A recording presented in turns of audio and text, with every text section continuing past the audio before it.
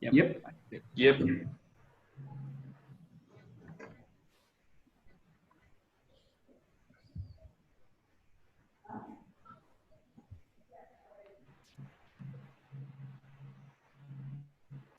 If anything, our group will be known for its very nice slide presentations. Yeah. Nice.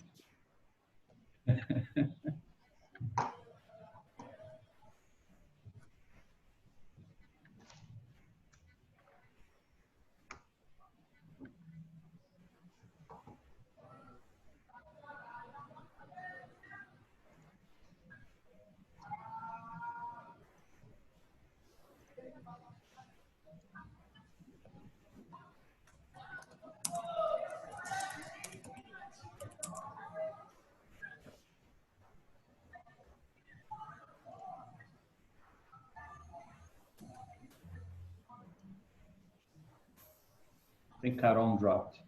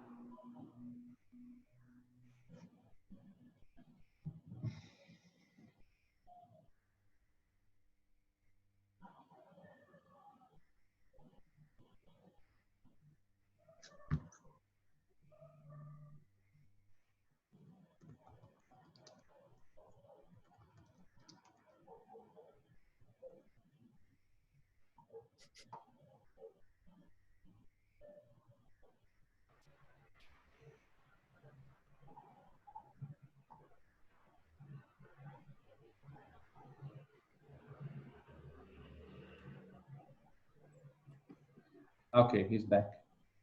I think we should begin before Raquel arrives. She said she can catch up as we go.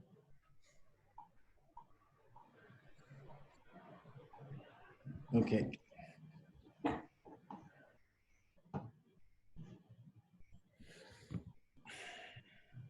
Okay, so I got a little bit carried away with the slide, so it's a bit long. But I also tried to be as thorough and also retain like the formal aspects of the theory. So hopefully it will be also useful in terms of understanding the formalism, which is probably the hardest part to actually understand. But so I'll actually start with some more like experimental context of the area of research, scientific research in consciousness, and like showing how the problem of consciousness appears concretely, like in the clinic, and what kind of experiments are done.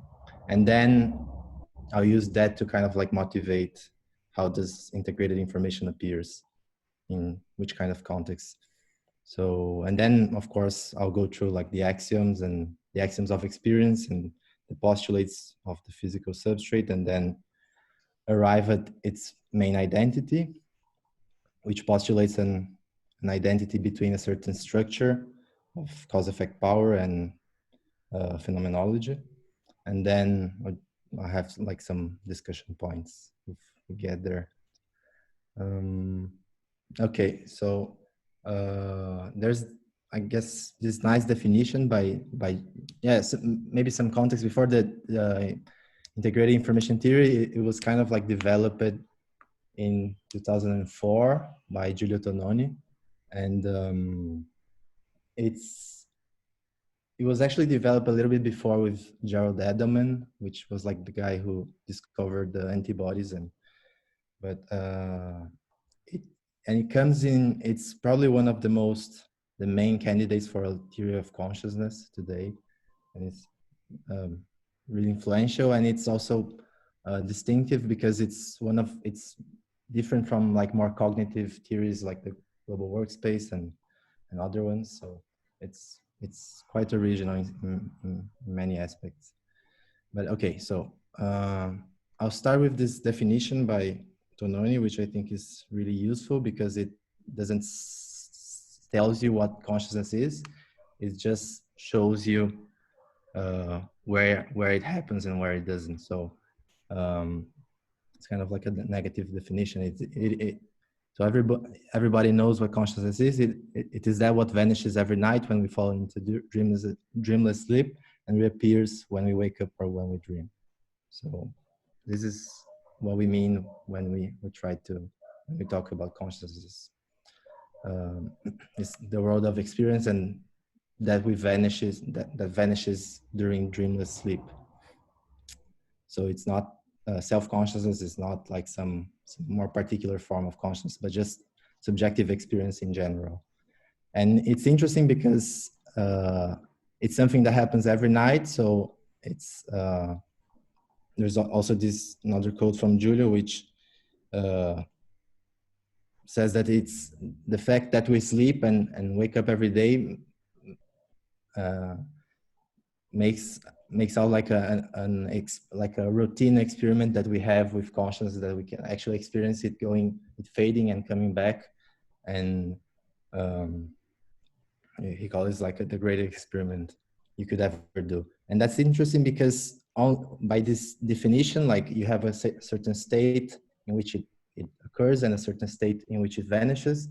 That's basically enough to do experiments in science, because you can just contrast these two states without knowing what they are. You know when they occur, so you can basically look at the brain and contrast the brain in these two states, and basically the whole last like decades of research has been contrasting in smart ways the brain while it is unconscious and when it is conscious.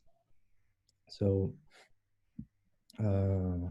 first, the way that the problem of consciousness appears in the clinic is really like impressive, because you have like this clinical problem of diagnosing brain injured patients where you don't know whether they are conscious.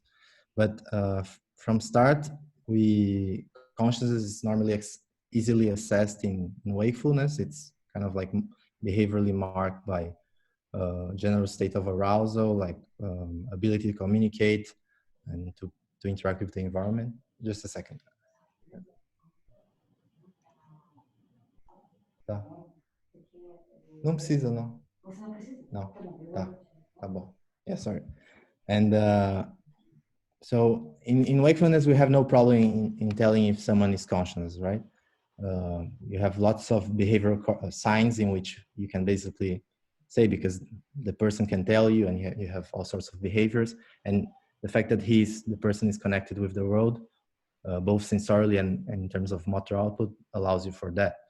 But you have altered states of that you lose this connection between behavior and consciousness. You have the main case is dreaming, in which you're mostly disconnected from the world, like you experience is still there. You have a whole new world of subjective experiences, but sensory input is basically more or less blocked, and you also have no like motor outputs. So the same happens in ketamine anesthesia. And then you have like more bizarre cases like sleep paralysis, in which you do receive like sensory input, but you lose any ability to move. That often happens like some people when they have just woken up. And also you have like this terrible case of locked-in syndrome, in which the patient is conscient, but he has no like capacity to like control his body. And then you have maybe the contrast case in which you get some like weird motor behaviors and sensory input, like sleepwalking, in which you're presumably unconscious. So, and then also like the philosophical case of the phenomenon of zombie, in which you have like behaviors without consciousness at all. So this led to this nice concept of islands of awareness, in which it is actually like feasible, not only like conceivable, that you could get in principle like full consciousness with that is completely disconnected to the environment. So in the cases of like if you could maintain like the brain in some like the right physiological conditions, it could, outside of a body, you could presumably it would still be conscious at least for some time, but it would be completely like isolated from the environment. So this dissociation basically sets up the kind of problem you have to diagnosticate consciousness in disorders. So in brain injury patients, you basically have like a vegetative state in which the person is like awake, it sleeps and it's awake, but it has like no signs of like being able to like interact with the environment. So people just presume they're unconscious, but you have basically no way to assess it apart from this. So if you can demonstrate clinically if these patients are can show any of these behaviors, like being able to like verbally communicate in some sense, then you know it's conscious. Otherwise, you just, I mean, in the clinic you normally just presume the person is unconscious. But it is known there are lots of like false negatives in the diagnosis of vegetative state. So it's kind of like a big problem. So so this motivates the kind of search for like neuronal markers of consciousness, and I'll just now discuss some an approach that I've worked with during my master's, and it's the possibility of kind of like actually developing some index that is independent of both the sensory input and behavior, right? So this is like how your brain reacts when you're like when you do like a small local perturbation in your cortex while you're awake. This is like the EEG response to this perturbation. Let me see if I can show you the video. I don't think I can play this.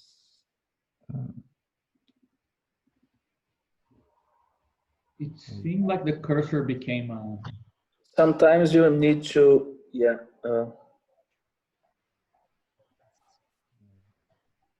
Yeah, go into presentation mode in order for the embedded videos and audios to work.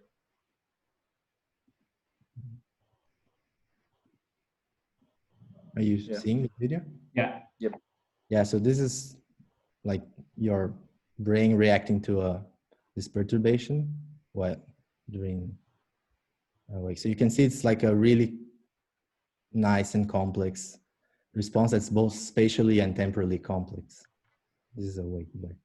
And then when you fall asleep, normally like in deep sleep, non-REM sleep, which you probably are not dreaming also. That's what happens with the response. So this the same area. The response just collapses into like this really stereotypical and simple slow response. Mm-hmm. So it's not that your brain is inactive, it's still reacting. It's just that it lost all its spatial diversity and temporal like complexity. You can look at the responses, Wimmerson. So, and this is interesting because you're like directly probing the cortex and its causal reactivity without actually needing to like use any sensory or motor like pathways. You can just bypass it and directly like strike it inside and see it. So this led to the development that it was in fact inspired by IIT, so by the principles, but it was actually like this empirical version of of an index of consciousness different from phi. So so this was my supervisor in the masters. He actually basically tried to compress the signal using kind of like a compression algorithm. And so you basically binarize this spatial temporal response into like a matrix and try to zip this response. And if the response is complex, you get a high value of compression. Otherwise you get no, the opposite, right? A low compression, you get a high value of an impulsive complexity. Otherwise you get low values if it's highly compressible. So if this matrix is very simple, which is the case in like sleep, you get low values. And what's really cool is that it's not specific to like wake and deep sleep. That's also the case for like all sorts of anesthesias, like these three kinds of anesthesias. And this complexity value actually raises during REM sleep, while you dream, and also during ketamine, in which is an anesthesia in which you're still conscious, but you cannot like move at all. So it's not like a marker of responsiveness. It's surprisingly specific to consciousness. And also in cases of like the person has a stroke or locked-in syndrome cases, you still get like high values of PCI. So I mean, so this actually, then we tested in like patients in which you didn't know, like, for example, so you have like the minimally conscious state in which you had some signal and you get like values of PCI that were like above the threshold. And otherwise in vegetative states, which is the case you don't know, most patients were above, below, but you got like these high PCI cases in which you just presume the person is unconscious, but it had like a complexity that's compatible with consciousness. So, and this actually correlated with the outcome of the patient. So that's that. So that's like how like the problem was kind of like, we had some progress with indexing consciousness. And now I'll just try to briefly discuss another context in which like consciousness research appears, is in the search for the neurocorrelates of consciousness. So it has been like defined by Christoph Koch and Francis Crick as the set of neuronal regions in which that's minimally sufficient to engender consciousness. So what you did is similar to what I was telling you, like contrasting brain regions. So in this first case, you're just like looking for like specific correlates of like a particular content of consciousness. So in this case, you would just like show a face that's hard to see. So you just flash this face, and sometimes you see it and sometimes you don't. So the person will tell you, and then you like separate the trials between when you see it and when you don't see it, and then you just like look at the difference. And presumably like this difference in activation is correlated with consciousness. So it's considered a neurocorrelate of consciousness. And the same is done in difference between global states of consciousness and unconsciousness, like contrasting wake and sleep. And so just interrupt me like if I'm going too slow, or if, I don't know, you have questions. So I'll just also show you like a kind of like state-of-art recent experiment using on the neurocorrelates of consciousness, in which you have what's called a within state paradigm. So here you contrast like wake with sleep, right? So the problem with this is that you might get differences which are not due exactly to consciousness, but are specific to like some background conditions that allow for example, wakefulness. So they're not like, and here you have a paradigm in which you probe consciousness in the same brain state, like non-REM sleep. So the way that works is like the person sleeps and you wake up like the person like multiple times during the night, like 20 times, and just ask like, were you dreaming? Were you dreaming? Were you dreaming? And then the person like wake up, tell you if he was there or not. And then you look at the brain activity in the previous like 2 minutes of EEG, and then you contrast that. And what you see is something really interesting, is that you basically have this posterior hot zone in which you get, so this is slow activations, this 1 to 4 hertz, which are basically like the hallmark of deep sleep and of unconsciousness. You get a reduction of that during dreaming, and you get an increase in high frequency activity. So you get some form of like desynchronized complex activation in the back that correlates really well with the presence of dreaming during non-REM sleep. And then another thing that I think is really cool is that if you parse the content of the dream between dreams that are like more like perceptual from those that are more like conceptual, like pure thoughts versus like purely perceptual dreams, you get like this nice like gradient from front to back, in which more frontal regions are related to dreams about thinking, and more posterior to dreams about perception. So I mean, this is basically like the state of art of the current experience, then searching for the neural correlates of consciousness.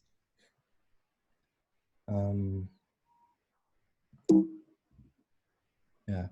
So, but of course, this paradigm is it has its limitations. I mean, it's a really empirical, data-driven approach. So you're always dealing with neural correlates, right? But you could also always ask, what about like, could consciousness in other kinds of substrates, right? So you have always the question about machines and aliens and stuff that don't necessarily have neurons at all. And so and it's also like a descriptive account of differences between basically healthy adult brains, in which you already know that consciousness is there, but so you have no way to extrapolate to like non-neural substrates or like and nor explain why exactly those regions are relevant for consciousness. Like why so normally we have the cortex as the neural correlate of consciousness, but why not the cerebellum, which is like this region in the back of the brain in which it receives like sensory input, it processes, like it controls behavior. It's like it has as much neurons as the cortex. So like, but if you cut it out, you basically live like the same person, like you're still conscious, fully conscious. You just like kind of shake a little bit with your hands. You can't play piano, but you can basically remove this thing. So it's not clear from this kind of like approach why one sort of architecture is relevant and the other one not. So this leads us to like you need some kind of like theoretical approach that can like deal with the general problem of what kind of physical substrate is able to engender consciousness. So this is more or less where IIT sets in and tries to like deal with this challenge in which you cannot derive just by looking at the brain and its mechanism.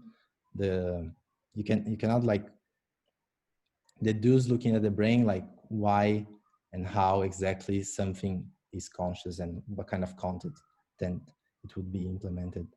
It's hard to think how would that happen. So what IIT does is try to do like the opposite move, actually look first at consciousness and then try to infer its physical mechanism. So IIT has this general strategy which is really particular to it. There's no other like theory that I know does that, and I mean it's kind of like weird for like a neuroscientist to actually propose something like that. I think so. It starts from essential properties of phenomenology and then try to infer which kind of physical system would be able to account for those properties, and in that, and so it goes from these properties of experience, tries to infer physical postulates, and tries to come back and show that they are the same in some sense, they're equivalent or isomorphic. Am I going too slow maybe? Or it's fine. I think it's okay. But one thing that I was curious, what did Tononi do before he proposed this? So I don't know too much about like the more early so he's a The early psychiatrist. Tononi. A Yeah, psychiatrist. yeah, he's a psychiatrist. Mhm. And he did his postdoc, I think, with this guy, Gerald Edelman, and he worked in his labs. And then at some point they published this book called The Universe of Consciousness, in which many of the ideas are already there. They had like this dynamic core hypothesis. And then they kind of like something happened, and then Tononi just went by himself, like advancing and like trying to formalize the theory. And over like since 2004 until now, he has been like constantly like revisiting and doing like updated accounts and new versions of the theory. But he's like a psychiatrist by Training. Yeah, That's interesting. and he normally like pairs with a mathematician and tries to like develop. So yeah, again, so what I think is kind of like the novel like gesture that IIT kinds of does is invert the direction of inference. You most like theories that came before looked at mechanisms and tried to kind of like say, oh, okay, this mechanism like synchronized gamma is consciousness because it always happens, so it must be the case that synchronization has something to do with consciousness. But you couldn't go much further than that. So what he tries to do is do the opposite, right? And so let's have a look at what those axioms are, which is, so the idea of the axioms is try to identify like essential properties of experience that are immediately given, that are general enough that any conceivable like state of consciousness follows it. And they should be, of course, like consistent and independent between themselves. And the tricky thing is that they should be complete. So you should also have like sufficient conditions for consciousness. So that's probably the tricky part. So the way you approach that, you try to like look at like concrete cases and in which like meditative states in which like people say that they, for example, don't experience, they can experience without no notion of like temporality. So maybe time is not actually, you don't need time to actually be conscious. So you try to like push to the abstract out properties and remain with those that are necessary. So what we get with that, IT proposes that there are 5 of those properties, or it's like 5 or 6. You have first, you have existence, intrinsicality, composition, information, integration, and exclusion. Now try to briefly go through them. Holy shit, that drawing is by Mach? Yeah, I think so. Yeah. I didn't know that. That's interesting. Yeah. It's like the go-to drawing of IIT to illustrate the axioms for some reason. I've heard that his whole like philosophy on like sensory perception is really impressive, but I haven't looked into that. Probably inspired Tononi, I think. You know, Mach is the guy I'm in love with, Bogdanov. He's big on Mach and Avenarius. Ah. Yeah, it's like his main. That's why Lenin hated him. Yeah, and analysis of sensations is quite interesting, in fact, by Mach. Yeah. This is a book, Analysis of Sensations, you mean, right? Yeah. Yeah. Pretty sure it's like a favorite of Julio. Interesting. So again, the drawing is impressive. Yeah. Yeah, I think it was seen there. Not I sure love that there is a little mustache here, like yeah, the nose like, and yeah, and like this nose that you can. Do we see this? I'm wondering, do we really see this? I'm not sure. You can see your nose, and you can see. Yeah. I can see my mustache point here. like this, I can see the nose and part of the mustache. Yeah, because he's lying down. So yeah, it makes sense. Yeah. So I'll just be following like exactly how I try to like stay close to the text. So these are actually like the references that IIT uses across the text. So, so the first thing is basically saying consciousness exists. And it's funny because at this point, like many theories like would already like take part with like wouldn't agree with the first thing. Like would say, no, consciousness is an illusion. I don't know about that. I'm not sure. Like, so you already like lose many scientists at this point. So, but in any case, so what he's basically saying is that consciousness. Sorry, Renzo. What did you just say? He's not committed to the idea of consciousness. What's I think I missed something in what you're saying. No, I'm saying that like many scientists and philosophers of mind would not be prepared to like recognize and just like bluntly say consciousness exists and it's real. Oh yeah, the opposite. Okay, yes, yeah, yes. the opposite. So you mean, but do you think the eliminativist crowd is the majority now? No, I think there has been like a turn towards like non-reductive approaches, but I think it's 50-50 between more like not eliminativist, but reductive approaches, like more like functionalist approaches, like Hein, which is the other big guy that proposes this global workspace theory.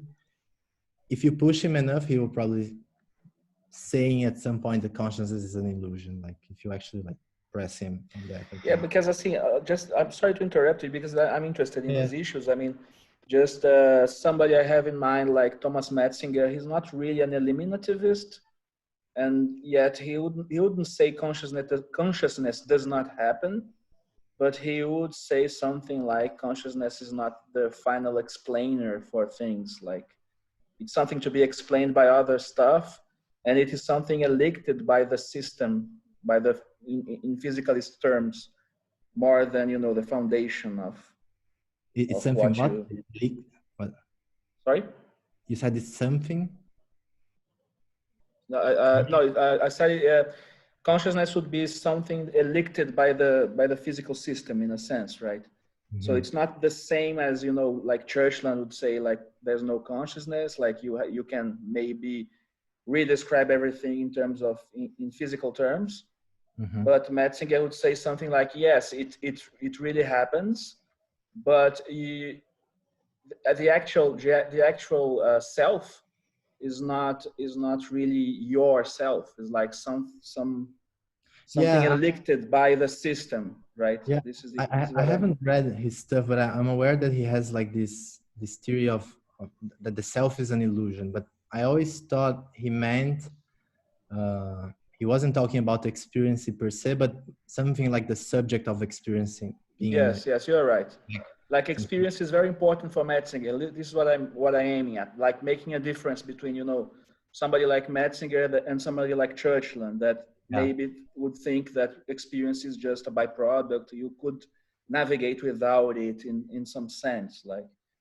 While Metzinger wouldn't commit himself to something like that. But I'm not sure why I brought this up. It had something to do with these eliminativist crowds. Because I think there is a nice distinction to be made here, because in more than one text I've seen this reference to existence to be connected with the assumption of causal power, right? There's even that video you sent us, there's even a reference to Plato there. Like to exist is to be the cause of something. So I think that, for example, you could say that many kind of weak or strong eliminativists are going to say that this might even be in some sense, but it has no causal power. Every causal structure will be correlated with something else, not with consciousness, right? But I think that the way I've read this stuff this far, like one thing is to say consciousness has causal power or it exists. The other thing is to say the I exists and has causal power. Yeah, like, of course. Yeah, I see. It's not a theory. It's a theory of consciousness. It's not a theory of self.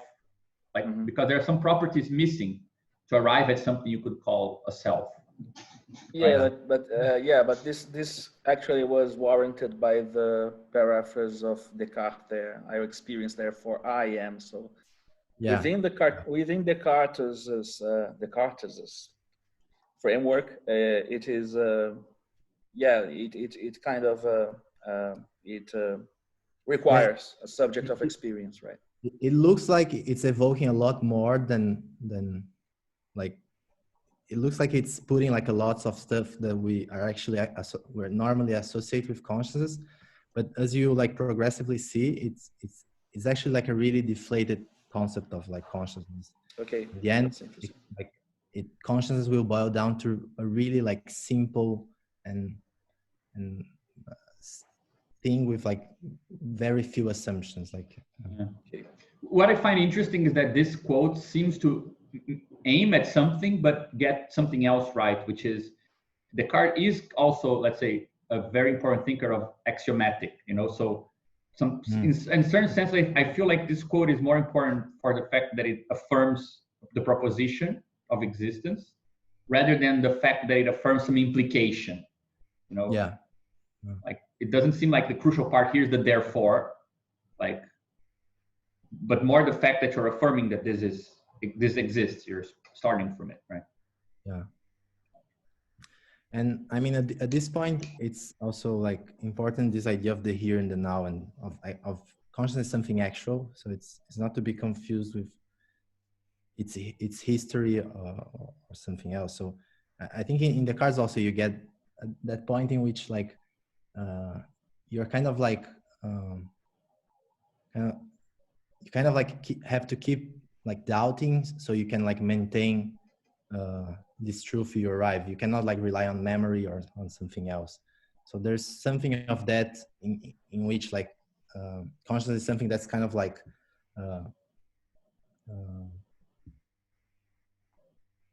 it's like stuck in the present moment. It's about the here and the now and not something else. So this will like play a big role in the form as I'll show. Then you have intrinsicality. So the first and the second are normally like presented together, but I think it's useful to separate. So the second one, we'll say that consciousness exists for itself rather than for something else. So consciousness is not something that depends on some external like thing or observer for it to exist. Like the patient is there and it's conscious or it is not. It doesn't depend of something external to it, like probing and measuring his PCI and then making it conscious or not. So, and it's so like the main definition will be not existence in general, but intrinsic existence. You have like some kind of like perspective from which things are experienced.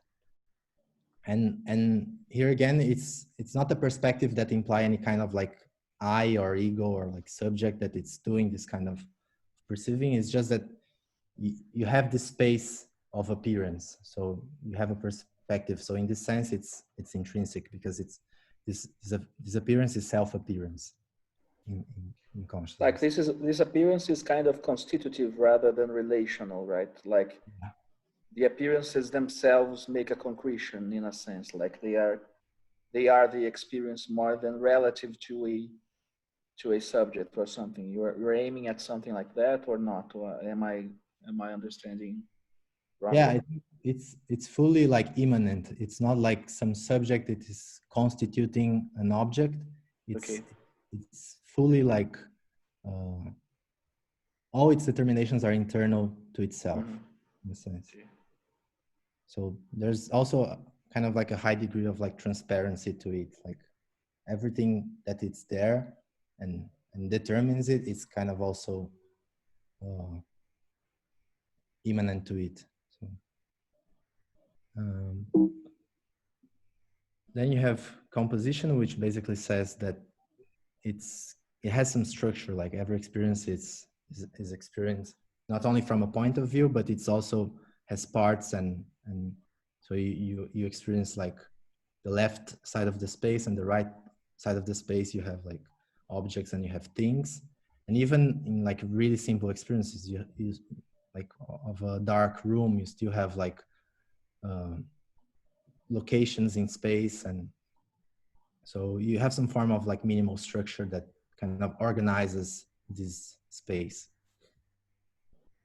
And it also, and you don't have only like simple parts, you also have like higher order organizations in some sense. You have like a book and So a blue book, you have like the blue, you have the book, and you have something that's the blue book, which is not, it's something higher order.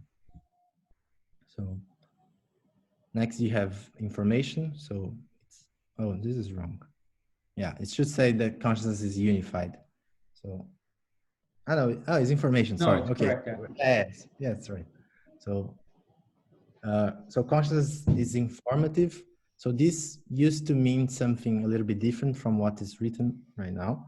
But I mean, the current like formulation of this axiom is that consciousness is specific rather than something generic. So it specifies something, and by specifying something, by being a certain way, it differs from all the other ways it could be. So in this sense, that is, it's informative because it rules out other possible states, and it's only the way it is because it does this, it excludes other possibilities. Okay, so of course it's hard to say what are the other possible experiences, right? But you could think about like a dark room. The dark room is, at least the argument goes like this: like you experience a dark room, but it rules out all other possible visual experiences you could be having. So in this sense, this experience of the dark room is more informative than like a photodiode that would just be off, because it actually excludes a lot more states and experiences than what a photodiode that can only distinguish light and dark, right? And then you have integration, which says the consciousness is unified. And this I think means two things. It means one, that it's one, it's unified, and it constitutes like a whole. And also that this whole is irreducible to like an aggregate of its parts. You cannot like perceive the left. Perceiving like the whole scene is not the same as perceiving the left plus perceiving the right of the field. And it's really hard to conceive like experiences that are not that does not appear as one, even though you could like fragment internally, like fragment itself. It's still like one field of experience. Otherwise, it would be like two perspectives rather than one. So consciousness has also like this holistic aspect to it. It cannot be, it's not like a sum of parts. And well, finally, exclusion, which is maybe the trickiest one and the one with like more implications, which says that consciousness is bounded. Like it contains what it contains, neither less nor more. So you don't experience like, there's not like your experience and then your experience minus something like the book on the table, and nor there is like an experience plus your like the acidity of like your blood. It's something definite, and it's something like bounded, and it has like a certain like spatial temporal grain to it. It flows at a certain speed, and it exists as like a certain like scale, you could say. Yeah. So what's interesting is basically what's left out, I think, because like you just leave like so much stuff out, like stuff that, I don't know, like philosophy would consider like conditions for consciousness, like, are not like in the axioms. Like I think the most puzzling probably are like the Kantian forms of like space and time. There's like no mention to it apart from like maybe in the exclusion about like the spatial temporal grain, but it could also be argued that it's not actually like spatiality and temporality itself that's there. And conceivably you don't need a subject or like any form of like intentionality, objects, or reflection to have an experience. And yeah, so these are the axioms. So IIT will say that conscious experience exists intrinsically. It's structured, it's specific, it's unified, and it's definite. It's bounded.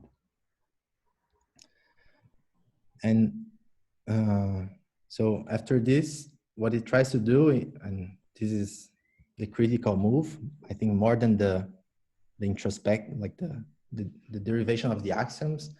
They're not too controversial, I think. But here is where it probably gets more tricky, because it's trying to infer what kinds, imagine like what kinds of physical systems, like what kind of properties a physical system would have to have in order to for it to be like intelligible that that system is consciousness and has those properties, right? So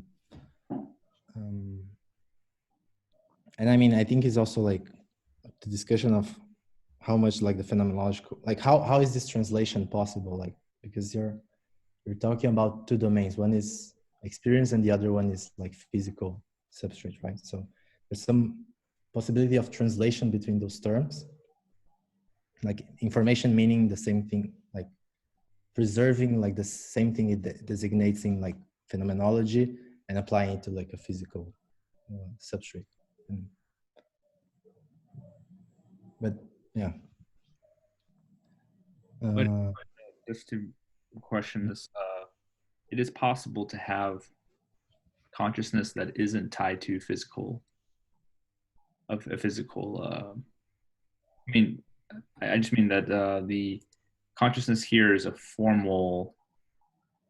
formally defined. So does it need to have like a physical correlate? Yeah. So what the first like postulate will do is actually like postulate the physical world. It will say it will be like a gesture that goes out from like first person phenomenology and postulates like, okay, there should be something like a mind independent world which can explain like, which can account back for consciousness. So that's like it's postulated that that's the case. But from within experience itself, it's kind of like it's treated as an inference. Like there are regularities in experience, so it makes sense to say that a world exists. But I think it's kind of like Cartesian in some sense, that it's the phenomenological axioms are like sure about consciousness, but it simply like infers a world that's able to explain. So I guess the axioms taken by themselves don't talk anything about like causal powers and worlds and the physical world, but that's what the postulates will do. So it will actually like specify a certain like physical substrate that could do it. Because so the axioms almost seem like I mean, they fix certain properties that we are defining, like we are axiomatically defining consciousness, but we're still not talking about, let's say, any formal properties of structures that will satisfy those qualities we defined. So I don't think that there is, I mean, there is no sense yet to even ask the question, could this be done without a physical substrate? Because the whole meat of the formal apparatus is not introduced yet anyway. So yeah. Like, well, we know what are properties we associate with consciousness, but I mean. Yeah. I wonder why there wasn't a sixth axiom that says consciousness is physical.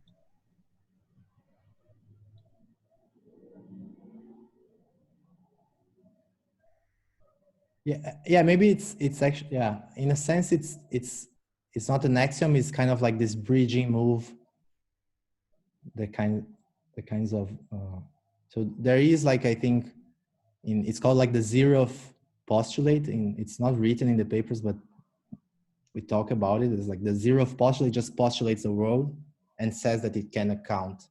Right. Okay, so the zeroth one kind of does that. Yeah. So it's a postulate of materialism for. Yeah, exactly. Yeah. So there's like some, I don't know if this is useful, like if I should, but I just figured like now we're going to like the formalization of those axioms into like physical properties. So maybe just like a brief summary about like probabilities, because basically that's the whole language of the thing. So I have like a probability function is like a function it's non-negative, and it sums to 1, right? It's you can, it's in IT it's normal, it's discrete, but and then you have joint probabilities in which you have like 2 variables and which is like the probability of X and Y. Then you also have like condition probabilities, the probability of X given Y. And they're related through this relation, which is, I think, maybe an axiom of probability, and which relates like a joint event of the probability of X and Y happening is the probability of X happening times the probability of Y happening given that X happened. And when X and Y are independent, you can factor this out. P of X and Y is P of X and P of Y. You have also like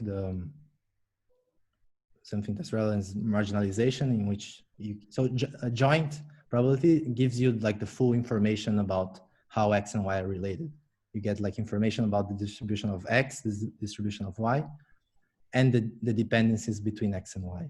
So when you marginal from the joint distribution, you can get back information about X by marginalizing. You just like sum all over, oh, this is wrong, so you should like sum over Y, right? And you have conditional independence, which is like a mixture of those. And so X and Y are like independent condition of the knowledge of Z.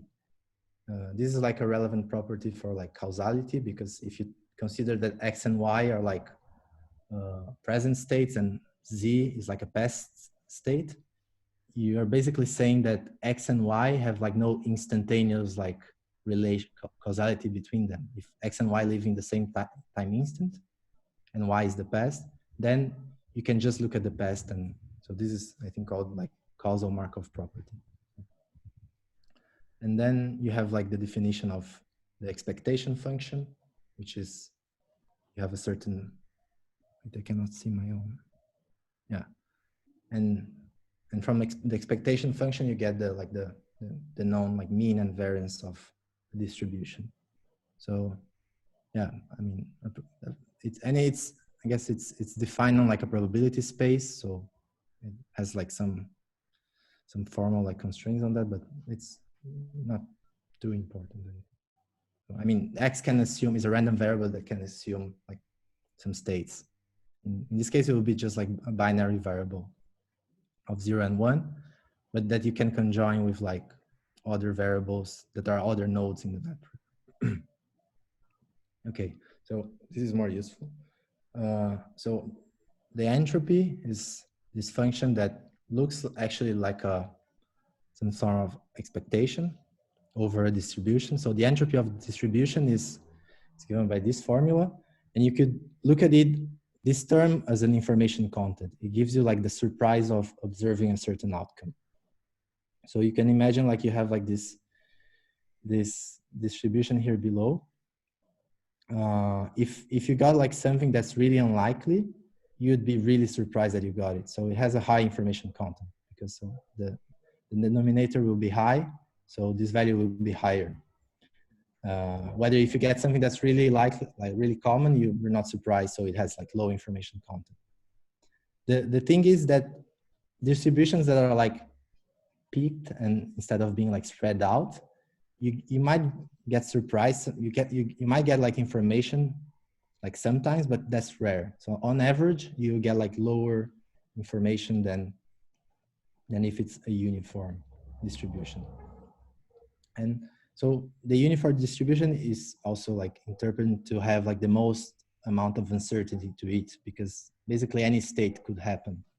It's like a maximal degree of ignorance about the space. So it's the distribution that gives you the less constraints over a certain space. And as you get information, as you extract, you can like update your beliefs and kind of like as you get new information, you could update and learn something, and then you would get like some distribution of less entropy. So that's like the Bayesian interpretation. So it entropy. And this entropy function it's bounded and it's positive, and it's, as I said, it's maximal for the distribution in which you have a uniform distribution. So a uniform distribution is also called like a maximum entropy distribution, and it's equal to log n, because if you put this 1 over n in this formula, like you get so log n, and then you sum all the n 1 over n's, and then you get 1, and so you just are left with a log over n. So entropy scales with the number of states that the random variable x can have. So you have like more states, you also have more entropy. You have to extract more information about this state space to actually figure it out. Whether like a coin, which has only 2 variables, it has only log 2. So yeah. Okay, so this is just like a quick prior on what's like some relevant math.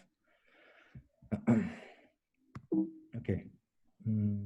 So yeah, so now the postulate. So I'll try to mix like the kind of like conceptual formulation of the postulates, which are like more like ontologically, like some like this IIT ontology about like powers, and then try to like furnish, like also like present also the formal, like the mathematical formulation of it. So they can be like separated, but IIT also has like its own like ontology of things and how it understands of like what exists. So it will say it will equate physical existence with cause-effect power, and it will follow like this eleatic principle, which is in Plato. It's like this eleatic stranger, which says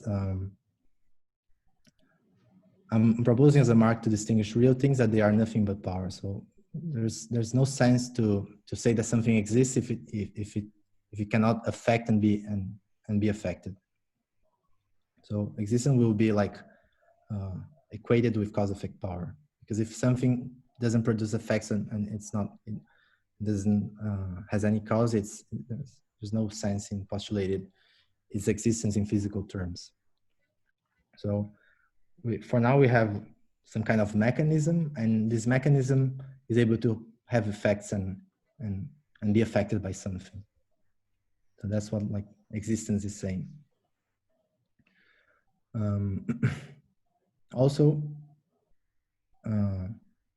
it will intrinsically will mean that this cause-effect power it's not something that's purely like relational or like extrinsic, but it actually has cause-effect power upon itself, so within itself. So you can only say something exists if it can only affect itself. In this sense, it follows intrinsicality.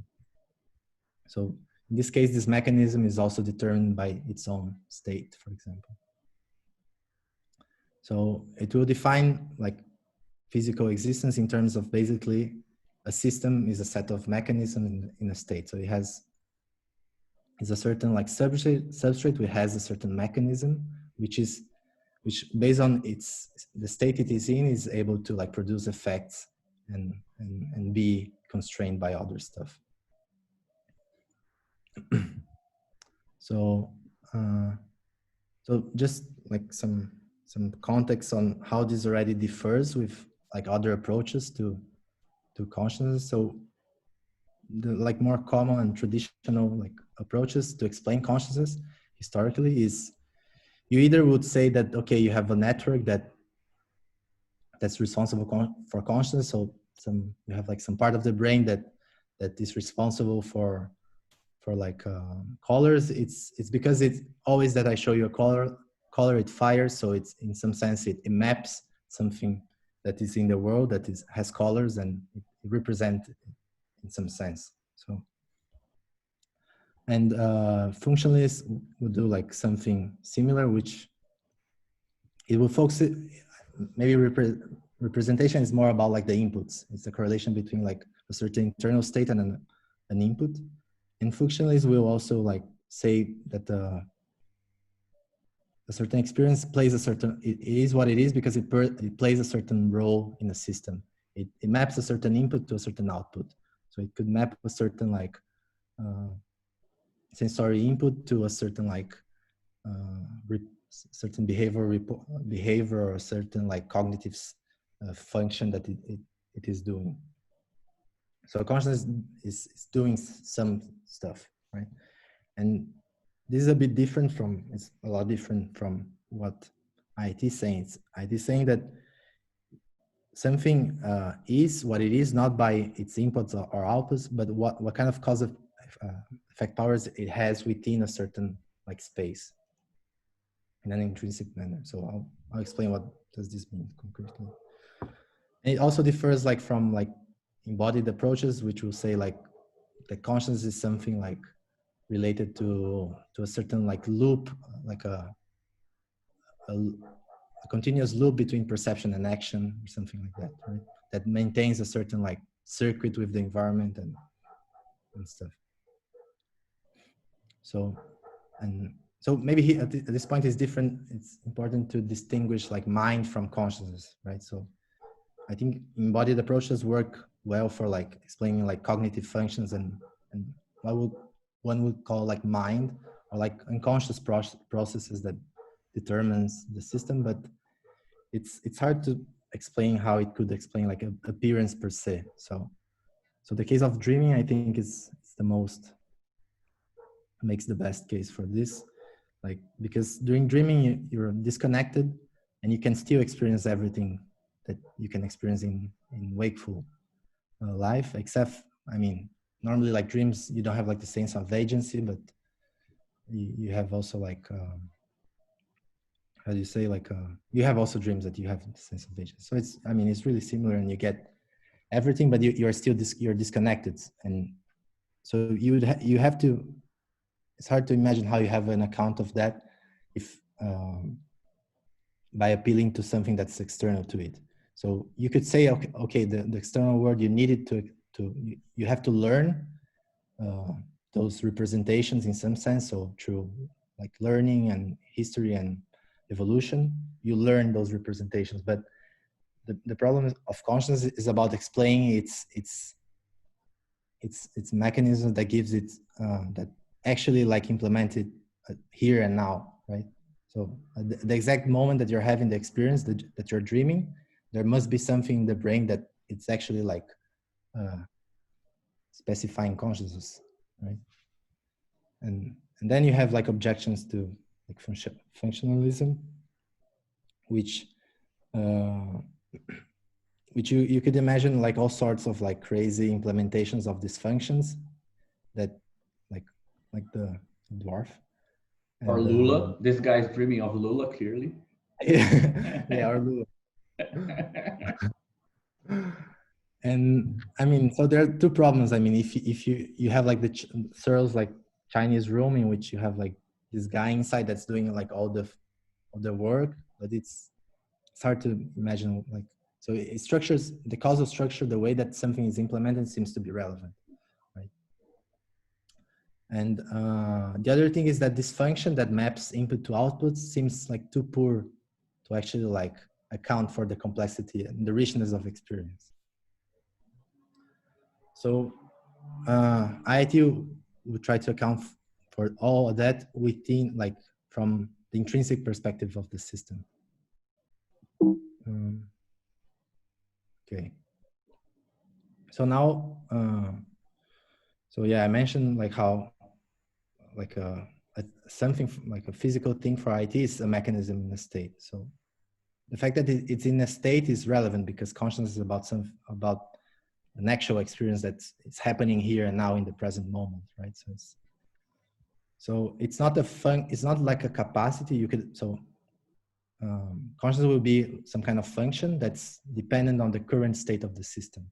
So it's not a general capacity because experience is actual. So it's not some kind of like average, some like broad like structure that exists throughout time.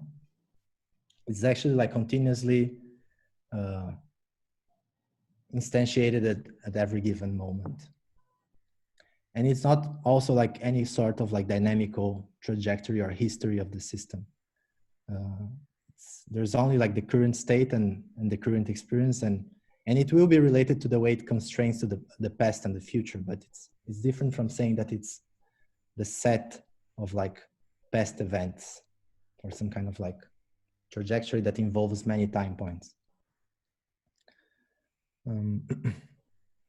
Yeah. So so the, yeah. All right, just a question. I don't know if this question makes sense, but does this have anything to do with like Markov processes in which no memory? Yeah, I mean, it's the whole IIT formalism is actually like calculated on top of like Markov systems, which are systems that depend on the past up to a certain point, right? So it's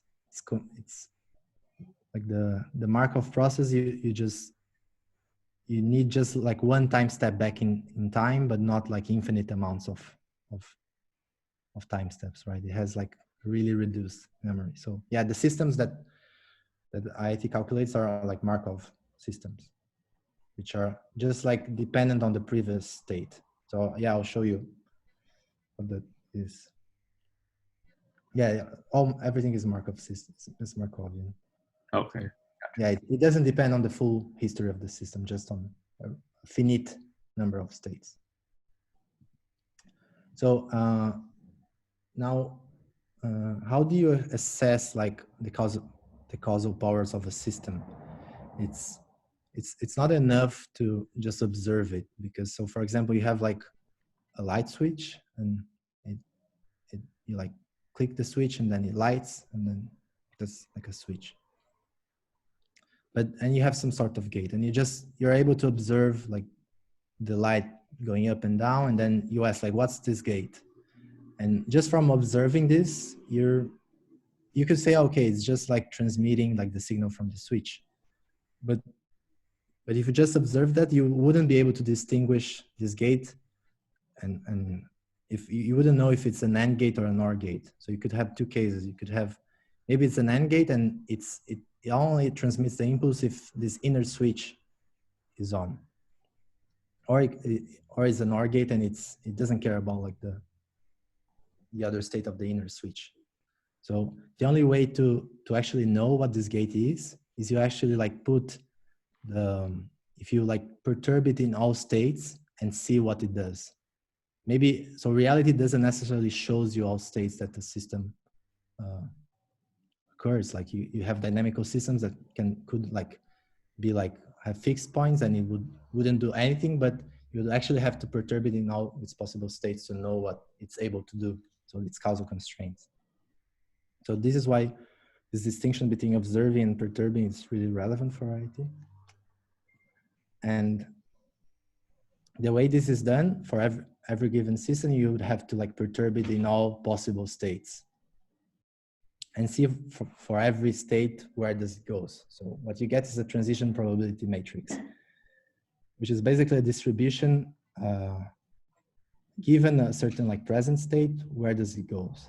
So in order to calculate that, you have to, it's really, I mean, it's undoable for big states because the state space scales with 2 over n, right? So, but in any case, so you have a brain to actually know what its causal powers. It's not enough to, what it's saying is not enough to just like put an EEG, just like look what the most frequent, you would just observe the most common states, but you wouldn't be able to know like the causal constraints of each given state. I don't know if it makes sense. Mm-hmm.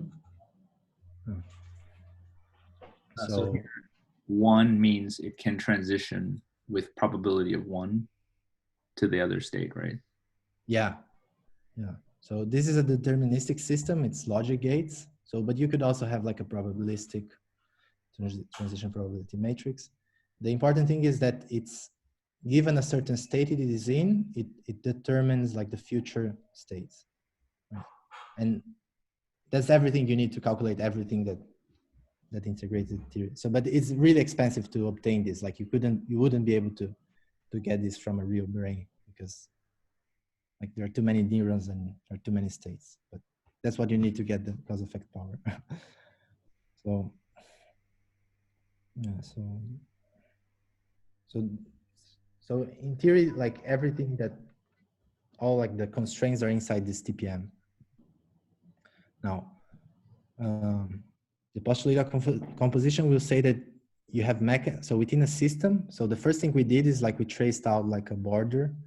You have like an open physical system, and you trace down like a system. You consider like whether A, B, and C exists from an intrinsic point of view. So you enclose that, and from the like a mathematical point of view, you just like fix the states of everything that's outside.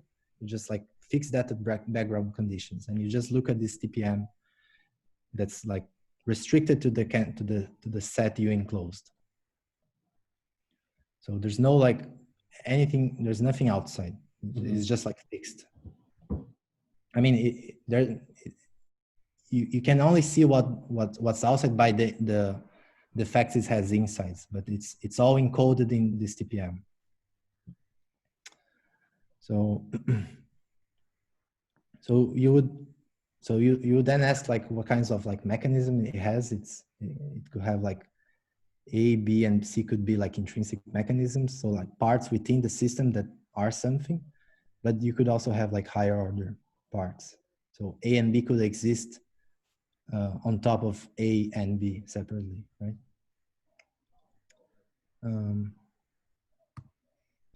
So yeah, so this is like the classic, like the original IIT way to explain integrated information.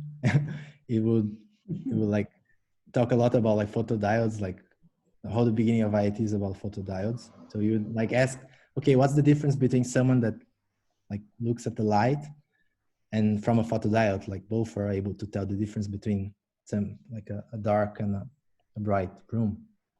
So the argument would go that, well, a person is able to distinguish so from the light being on, a person is able to distinguish. So the fact that, sorry, the light being on means all the other states that it is not, right? So it rules out a lot more states, like a person.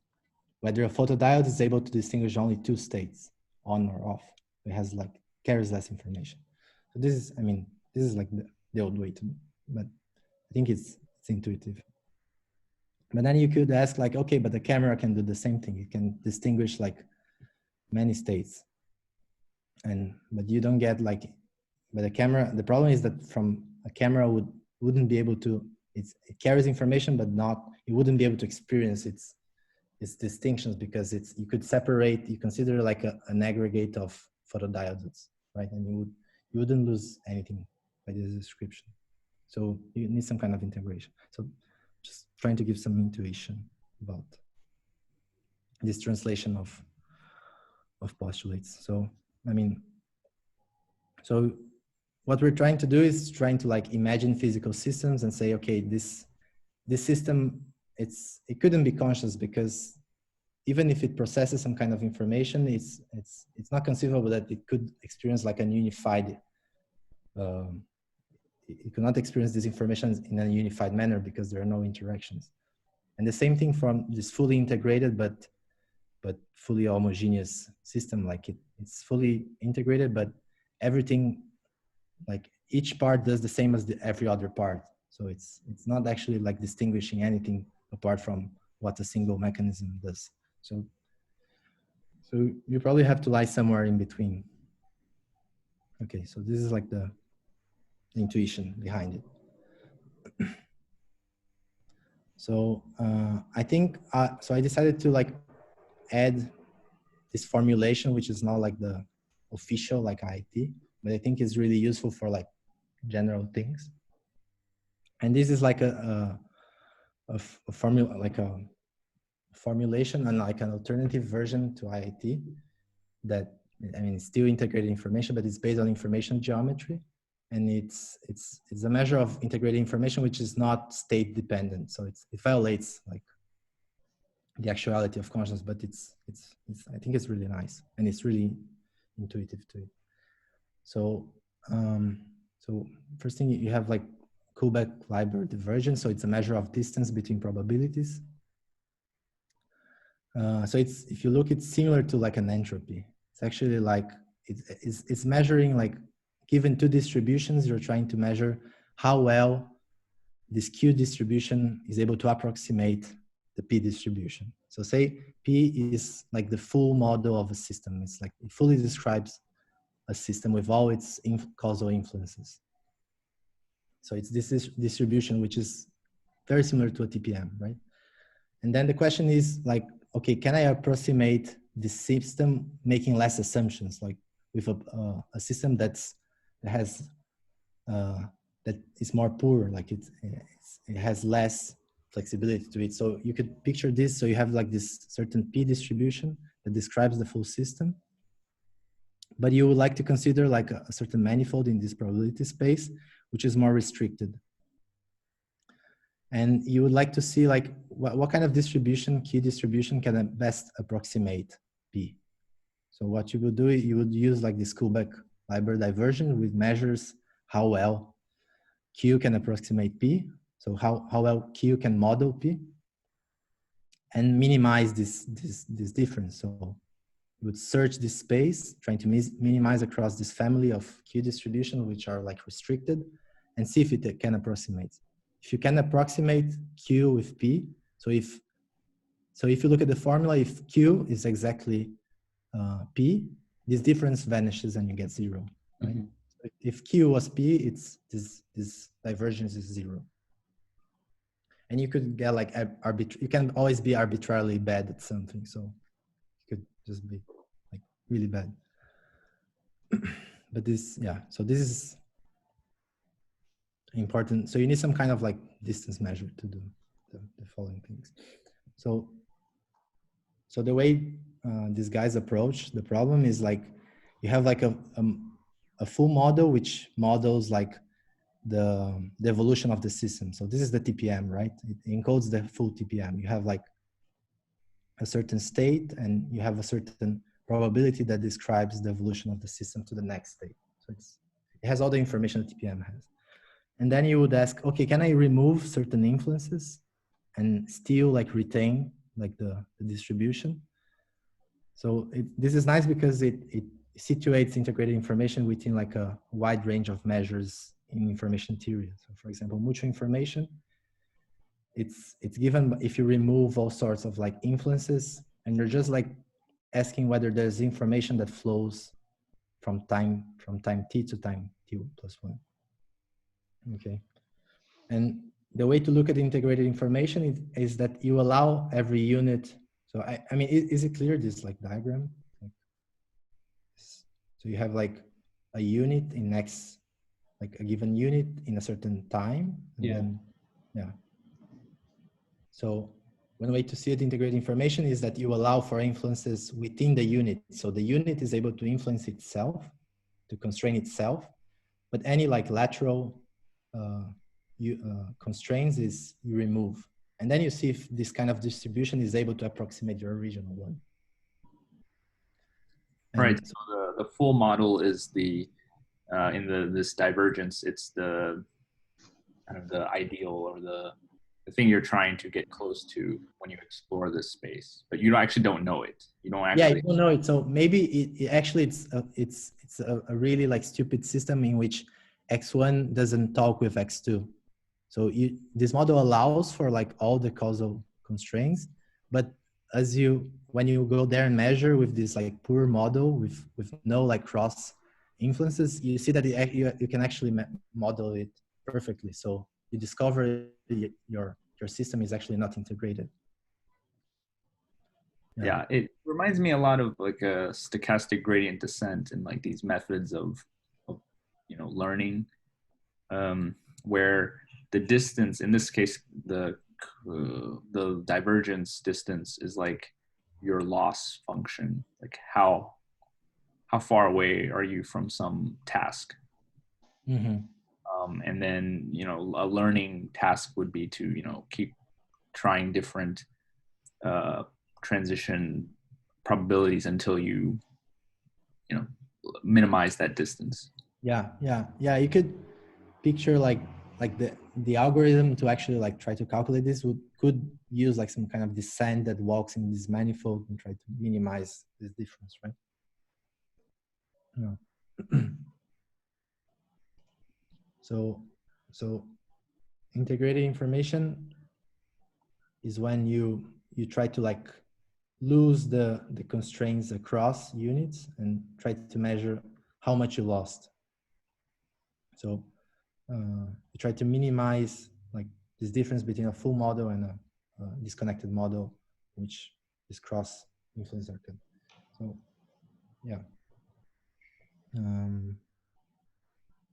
So this will appear like more robustly now. So the full story, like so integrated information is trying to measure then the difference between your actual system and how much you lose if you cut it, right? So if it's not integrated, you should be able to cut it in a way that you don't lose anything. But there are different ways in which you can cut a system, right? So if you cut it in this horizontal way, it would appear that you lost, that it's really integrated, right? But so you have to look at all ways you can cut the system to actually know how integrated it is, because there are ways in which it looks integrated, but that's just because you cut it in a vital way, but that doesn't mean that there wasn't a cut that actually, if you cut, you lost nothing. So that's why it's a minimization across all cuts. You have to actually like search for this minimal information. It's called like a minimum information partition, which is like the cut that makes the less difference.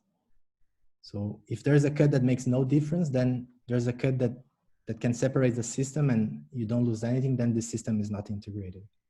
So how much integration you have is actually a difference between your original distribution and a certain cut. And this is in some sense related to an entropy. But this is like the main like central intuition about like calculating integrated information. It's a difference between an intact system and this minimal cut that makes the least difference to it. Yeah, is this at all related to either compression or Kolmogorov complexity, in the sense that you're kind of trying to find the minimal system to explain something? So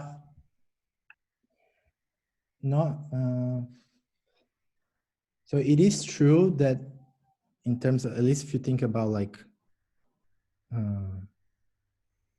so you normally like think about Kolmogorov complexity, I think. So in PCI, you're looking at Kolmogorov complexity, something like it. So Lamposiv approximates Kolmogorov complexity, okay? So this Lamposiv is actually like an algorithm, an empirical algorithm for Kolmogorov complexity. So the Kolmogorov complexity is like the minimal description you need, right? To describe a certain sequence of states. So in this case, you have like a certain like history of like spatial temporal states, but at least, but integrated information is it's state dependent, right? So it doesn't care about this history. So if you take it as like Kolmogorov complexity of the history of a system, which is like the way it's normally used in like your science, like you try to look at the entropy of a certain like observe systems and try to compress it. So I don't know if I think that this actually touches on the first, let's say, big conceptual jump. I think.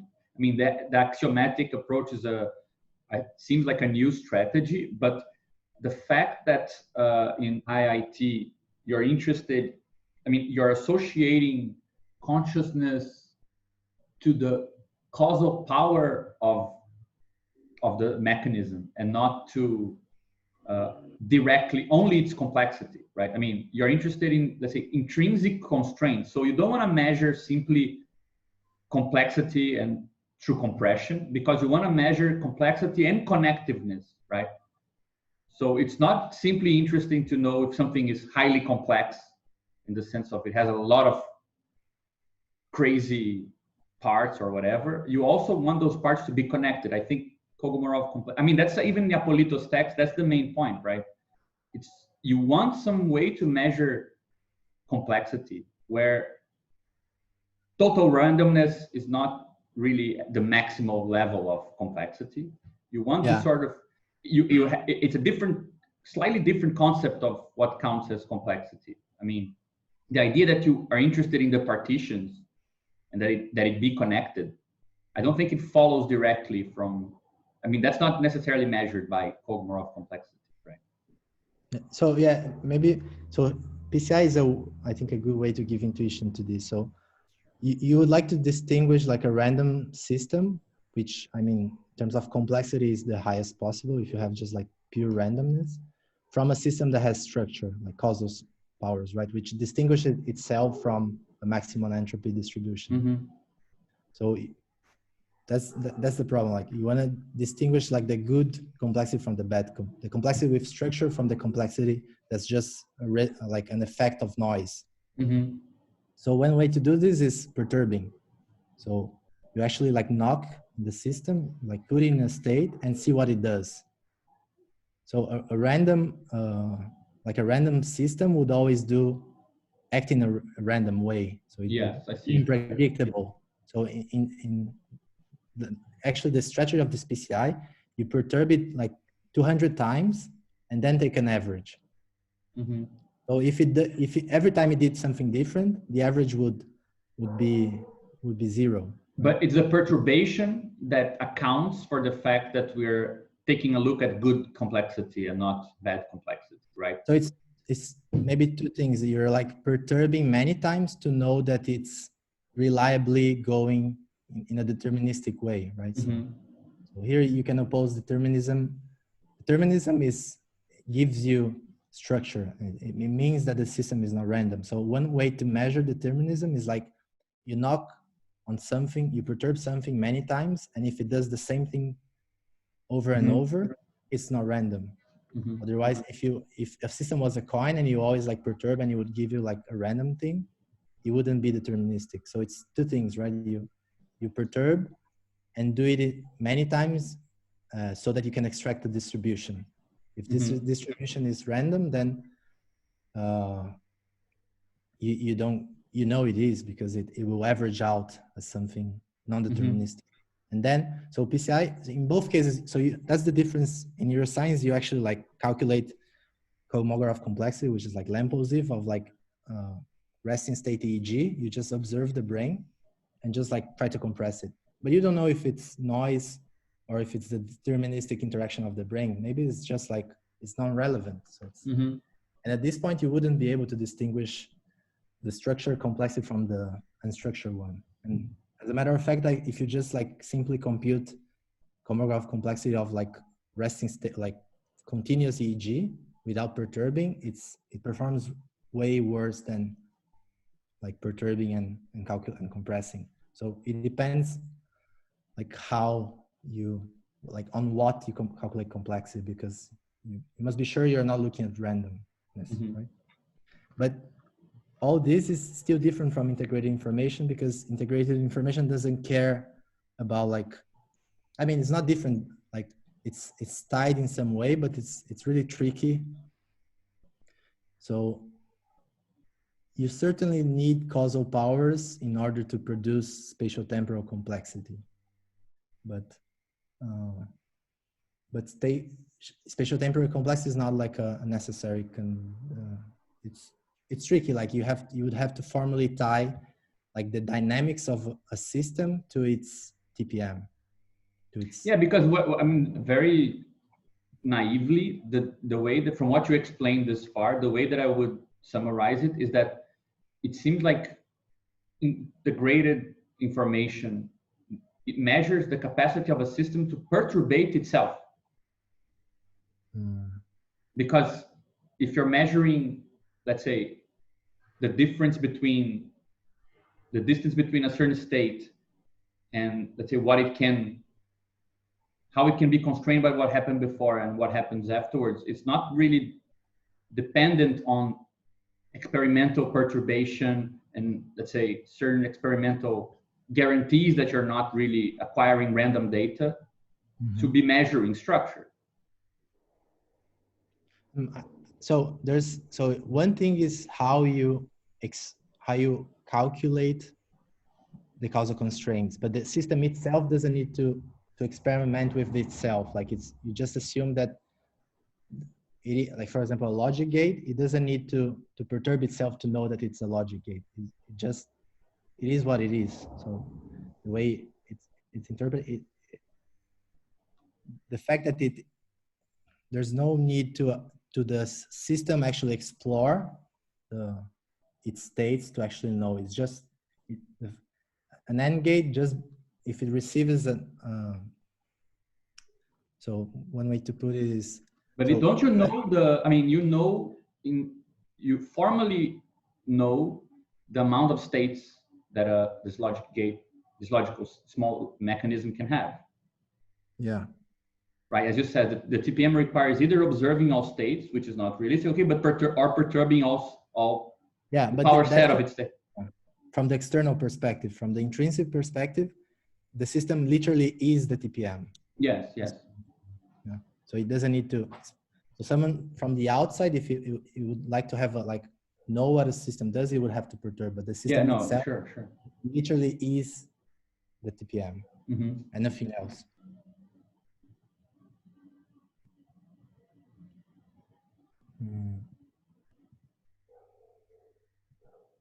Yeah. So yeah, I'll start to get more closer to the actual form. So yeah, so the definition of information probably comes from Bateson. Like it used to be defined that way in IIT, but they dropped that for some reason.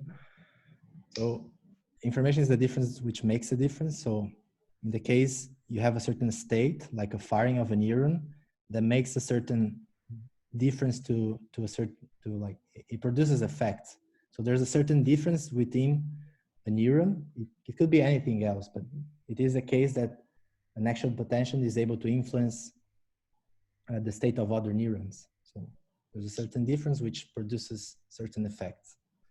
And the fact that the neuron is a certain state, if it's silent or if it's firing, it kind of knows something about what kinds of states it was in the past, right?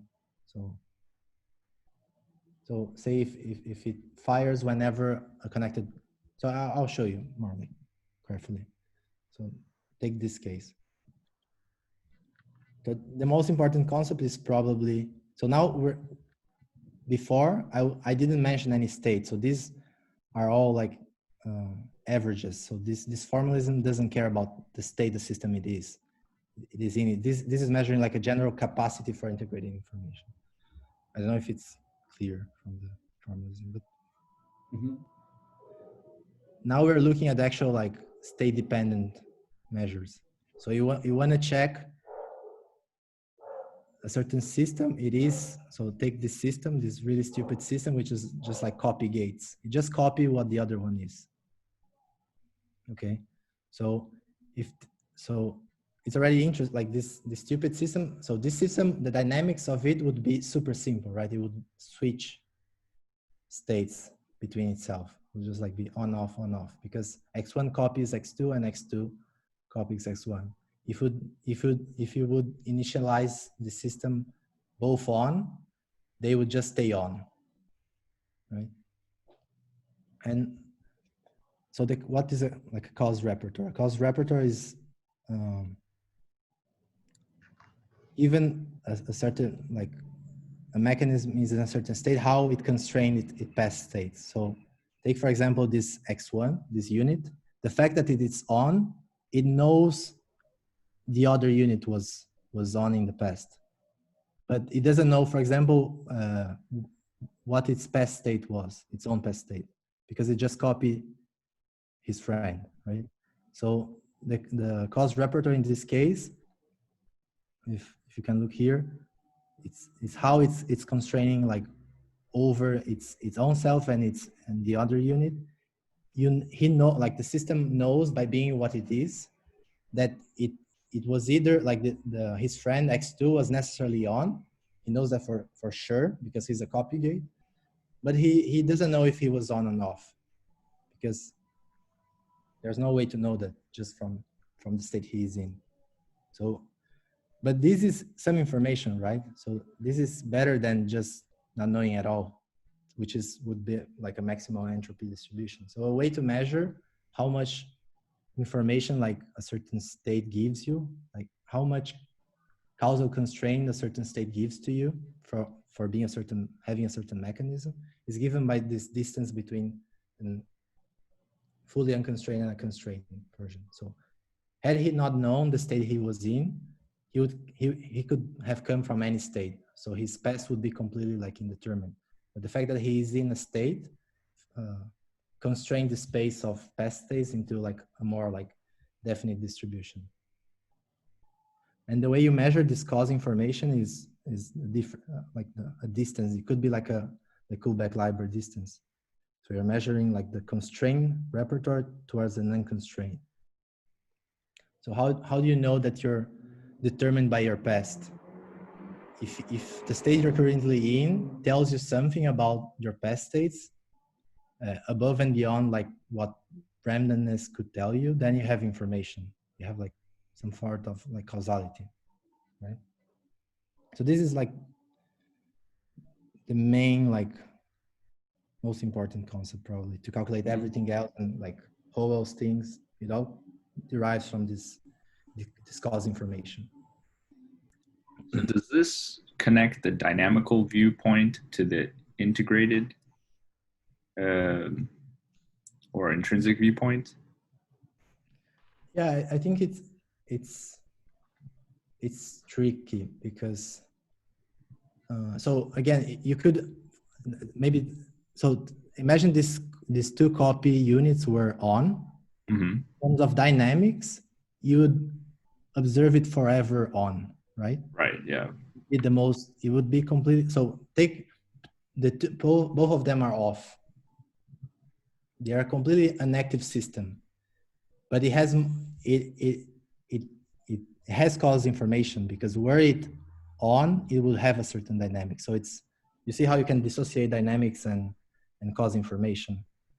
So the really like non-intuitive thing about like IIT is that even like an inactive network of like fully like silent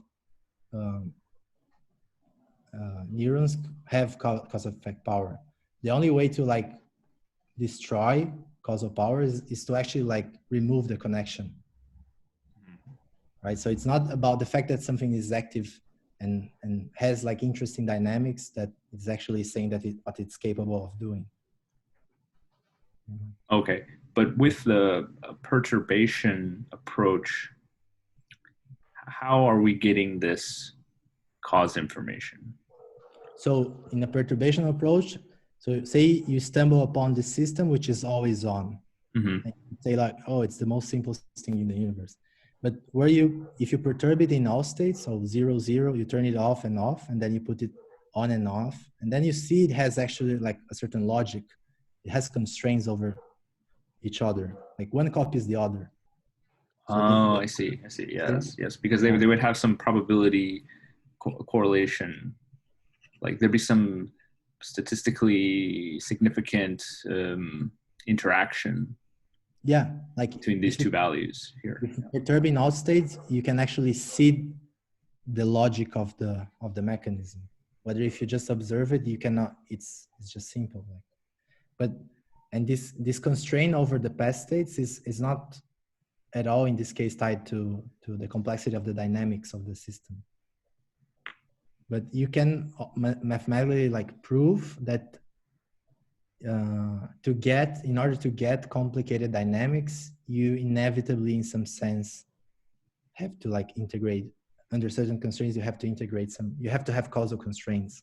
So you're tied, but you can dissociate them. Yeah. So yeah, this is another example. So say you have like an AND gate, but you have a lot of noise in this reception. So it's an AND gate, but it cannot tell apart, like it's just too noisy. So it's completely unselective. The fact that it's on gives you no information at all.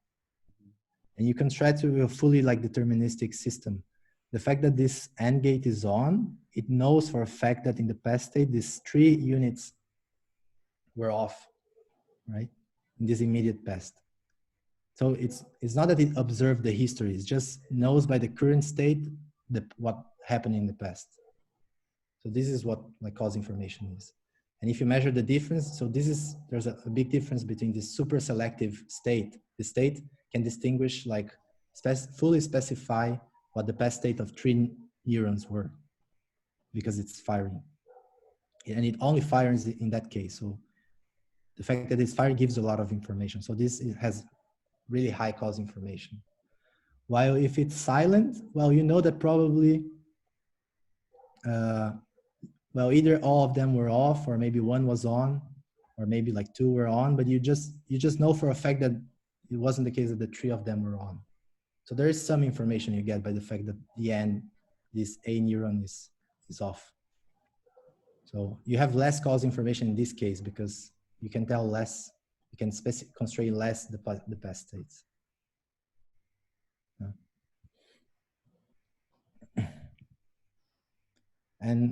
But you have to have like both past constraints and future constraints. So take for example this end node, it constrains its past, like it knows stuff about what's happening in B and C. So it's selective towards its past, but it doesn't it doesn't produce effects. So in terms of an effect repertoire, it doesn't do anything, like it cannot constrain anything. So it has no effect information. So that's why, and in this case, you could also have like a gate which does the opposite. It's not determined by anything. It's just like a random thing, but a random coin that can produce effects. So in this case, it will have like high effect information, but no cause information. And integrated information is like its definition of existence is having both cause and effect powers. So you have to have both. That's why you take the minimum of cause information and effect information. So certain mechanism has to be selective over its effects it produces and over its causes. In order to have this intrinsic existence, right? It's not a good quality of things existing in general, but for them to exist in this intrinsic way for themselves, right? Yeah. And I mean, once you imagine like what neurons do, it gets more like concrete. Like a neuron, it's only this machine that's able to like, the fact that it is firing, because the synapse as it maintains, it knows something about like its constraints. So there's only what there is to its information, like it's carrying something. It's able to produce difference and be affected by something. And that's like the way you can calculate this stuff.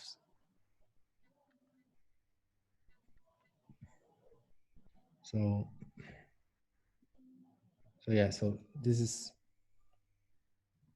just like an example. Let me see if this is useful to go. So formally you have cause information, which is this difference between unconstrained and constrained repertoires, right? Between the probability of a system in a certain state compared to as an unconstrained distribution. And then cause-effective information is just the minimum of both, because you have to have, if you have 0 of one of them, then you have 0 cause-effective information. And then effective information, which is like the central concept for like hollow stuff, is basically an average across all states of cause information. And the difference again is now effective information is not state dependent. It's just like a general capacity of the system. So it measures, it is a measure I mean, I can show you another time that it's the difference between how a deterministic term and a degeneracy term. So if you average across all states and all states gives you cause information, it means that the system is deterministic, like in some sense, because over all states, it constrains its past. So it has cause information. And then he will show that you can actually factor this formula into like a degeneracy term and a determinism term. So whether it constrain the deterministic way its future effects, and whether it knows where it's coming from. So it's actually a difference between determinism minus the degeneracy. So if a system doesn't know where it came from but determines something, it wins something and lose something. So ideally, if you are fully effective, you're not degenerate because you know where you came from, and you are deterministic because you know where you're going to, right? So that's what effective information is. Just to clarify, is the unconstrained case always random? Like yeah, that's a good question. 1 over n? So, for cause information, yes. For effect information, no. So for effect information, it's a little bit more tricky because it's about the future states, right? So what you have to do is actually put the system in all possible states and observe the future distribution. So the unconstrained effect distribution is actually like you enforce like a maximum entropy, like a 1 over m distribution, and observe where the system goes. And that's your unconstrained effect distribution, right? Okay. So if a system just like randomly converges to one state, then that's the unconstrained effect distribution, because that's the way like the system randomly goes to. So the effect distribution is a little bit different than the causal. But yeah, in general, like unconstrained distributions are like maximal entropy distributions. But yeah, there's a different though. Yeah, so now we have like we have a way to calculate how much information a given mechanism have by being in a certain state. And if you average that out, you get like some sort of like effective information that goes through that node. How much information that node is able to process. So you just like average across all possible states and see if it has high degrees of cause information. And then what Ho would do is like try different coarse grains of the system and see where does this effective information is maximized. So maybe there are like coarse grains higher. So the interesting about like coarse grains is that you lose your state space becomes smaller because you're coarse graining, right? So you lose the size of your state space is smaller. And so the smart thing is that maybe by coarse graining you lose state space, but what you lose in the number of states you gain in effective information. So maybe really crazy. Yeah. Is the coarse graining the thing where you take like A and B together and consider that one? Yeah, you do some sort of Okay. That's the complex, right? Yeah.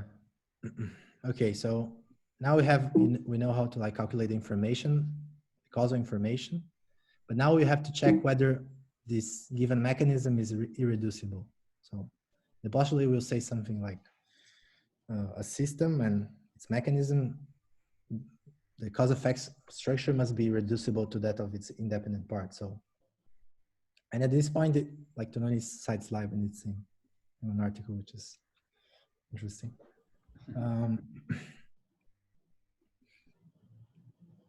I think, yeah, Julio likes Leibniz a lot. I know that because he always mentions like the principle of sufficient reason and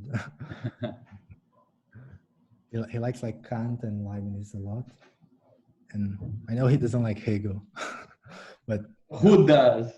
But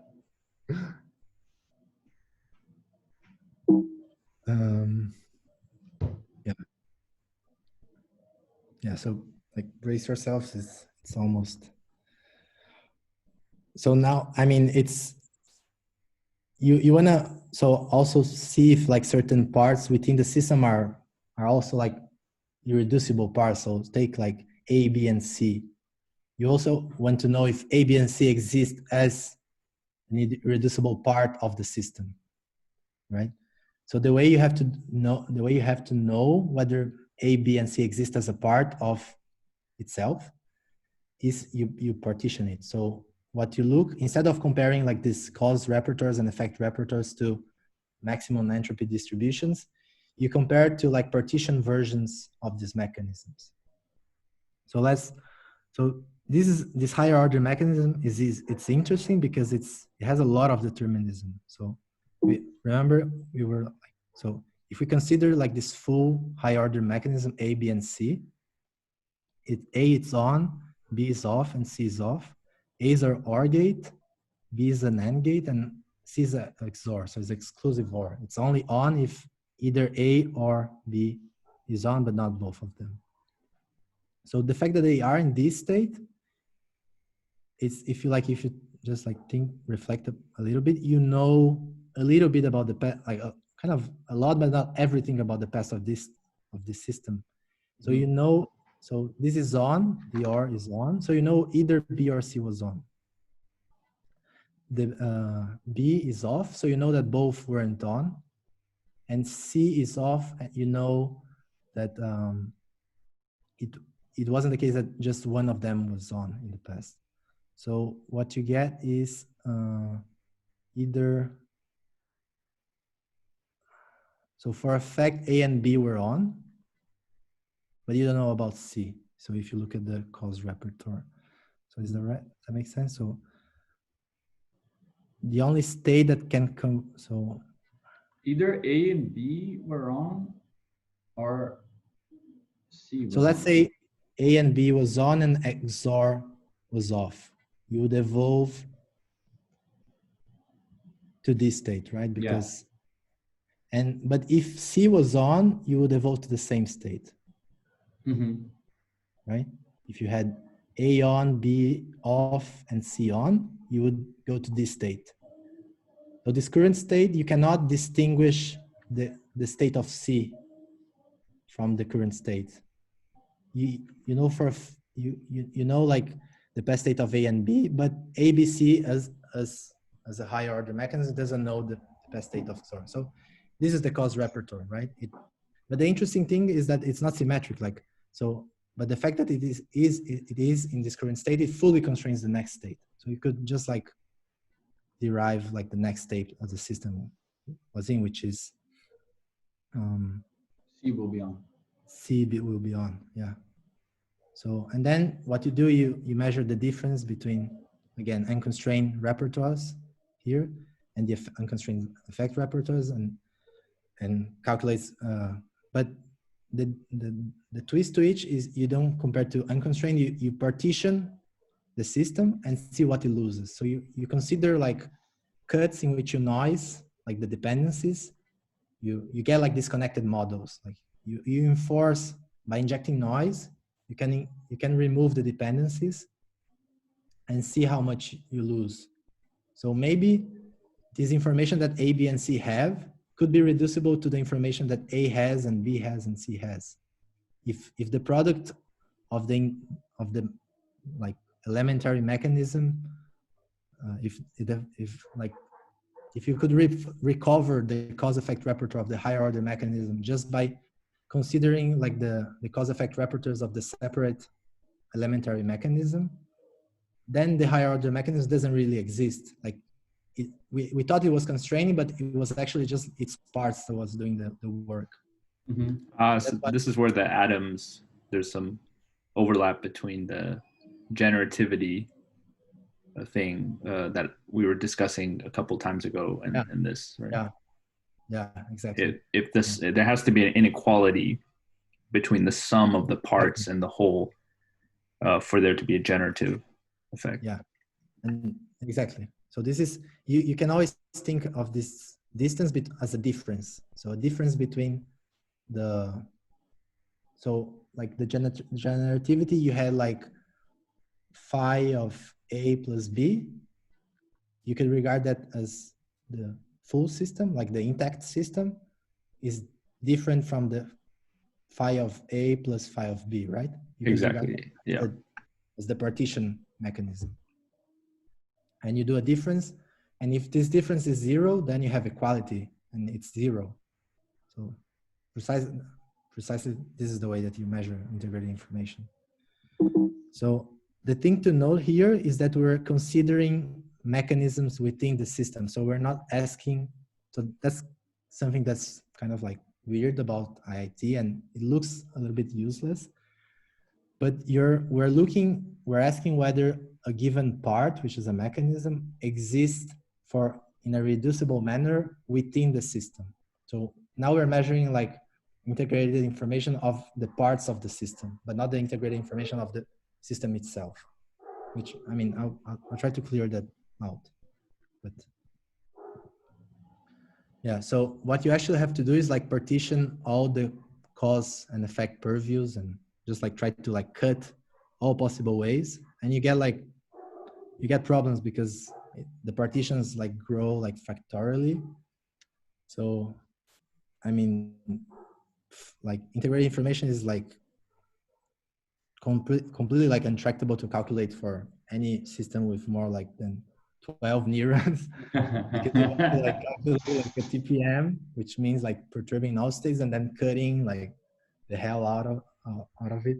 So it's just like it's this measure that is unfeasible. So it's yeah. So, and the reason is because you have just like to cut in all ways and just like perturb everything just to, but this is to measure from the outside. Again, the system from within itself, it doesn't have to do that work. It simply is these constraints and nothing more. And it simply is the reducible constraints it have. So, which are, yeah. So finally, okay, and now the final postulate, just like the most weird one. So a system must be definite. So that means you cannot allow for like it to exist at all subsets and supersets. It cannot exist at all spatial temporal grains. It must exist in a given like definite way. So a way to find that out is like, what is the maximum across all these scales? Like, where is the reducible cause effect power maximal? At what scale and at what temporal grain and what subset? So the way that like Tononi argues that in like a more like philosophical paper is this. But which out of possible overlapping entities should actually exist? The entity that actually exists should be the one that lays the maximum claim to existence, precisely by being maximally reducible as compared to its subsets or supersets and different spatial temporal grains. The same cause effect power cannot additionally support overlapping entities. Otherwise, existence would be multiplied for free. So there are like many arguments at work here, I think. So let me, yeah, maybe we can discuss the arguments later. I'll have a slide for that later. But formally, like what that means is that you actually like, you want to see which like causes over which units a given mechanism is most irreducibly like effective over. So, I mean, it could be connected to many stuff, but we want to see over its like connected units that it could produce an effect over which of those, of this cause purview and this effect purview, it is maximally reducible, right? So it will select one of them and look at this maximal effect power. And it will say that the other ones doesn't exist. So this is like the full definition of a mechanism of a what's called a distinction, which is similar, I guess, to what an atom is. Like it's what an irreducible part of the system is. It exists for the system because it has cause effect information in an irreducible way, in an intrinsic matter for the system, right? So the full formula would go something like, it's a distance between the cause repertoire or the effect repertoire and its unconstrained cut version, not unconstrained version, but cut version. And which cut? The cut that minimizes this difference. So it's the minimum information partition, right? So the cut that makes the least difference for a certain like mechanism. So if you find any cut that this is zero, any cut that doesn't make a difference, then this difference collapses to zero, and then you lose all information you had. Furthermore, you want to maximize, although you want to find a reducible difference, you want to maximize over which like units you have your effects and causes. So you also search for over everything that you could produce an effect on. So let's say, so the metaphor that we use is like, you have like a carriage of like horses, and you have like reliable horses and non-reliable horses. So if you have one horse and it's fully reliable, then it's great. Like you're fully effective over that horse. If you add a second horse, if the second horse is like fully reliable, then great. Like why not? You have like more power. You would add that. So you get more. So you would augment your effect purview in this case. You would just like add a horse. But if you add like a horse that's like, okay, sometimes it works, sometimes it's not, like kind of like a handicap horse, then you don't want to like consider it like part of your effects. You would just like throw it out. If you have like really unreliable horses, you'd say, okay, my effective horse is just like my good horse. I don't have effects over that bad horse because it's too bad. So the distance you actually use to compute these differences, and it's like the for IIT 4.0 is this intrinsic distance that took like a long time to like develop and come, and it's not the Kullback-Leibler distance. It's a distance that preserves this property in which if you add horses, reliable horses, you how do I explain this? Is a distance for which you like select horses that are reliable, but you don't add for free like useless horses.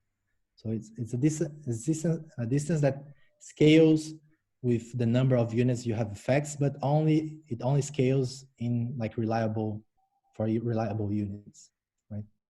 It has this property, and it was like designed for that because that's like the intuition behind being like maximization of effectiveness. So if you're a neuron and you produce effects, you're just like consider the neurons. If you're connected to like a useless neuron, you wouldn't consider it as part of your like effect purview, as part of your cause effect power, right?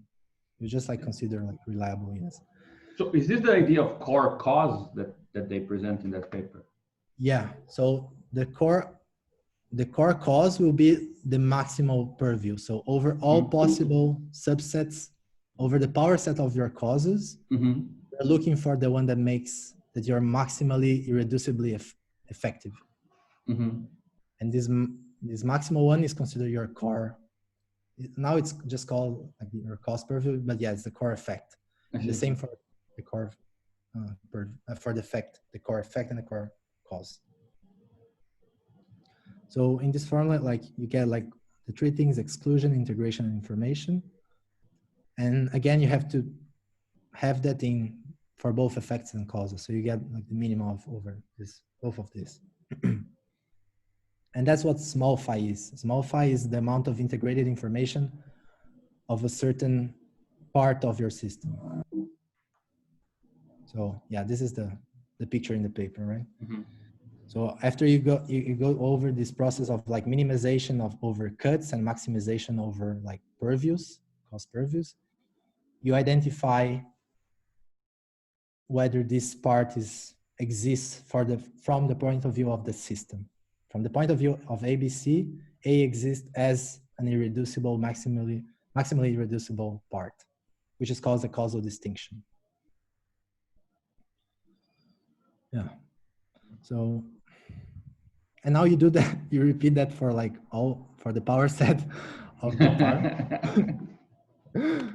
And then you find out, well, you have higher order mechanisms, but A and C is reducible. A and C is reducible to B and C. So in this case, this is like an interesting system. Like it has higher order distinctions, but not all of them. And they are irreducible.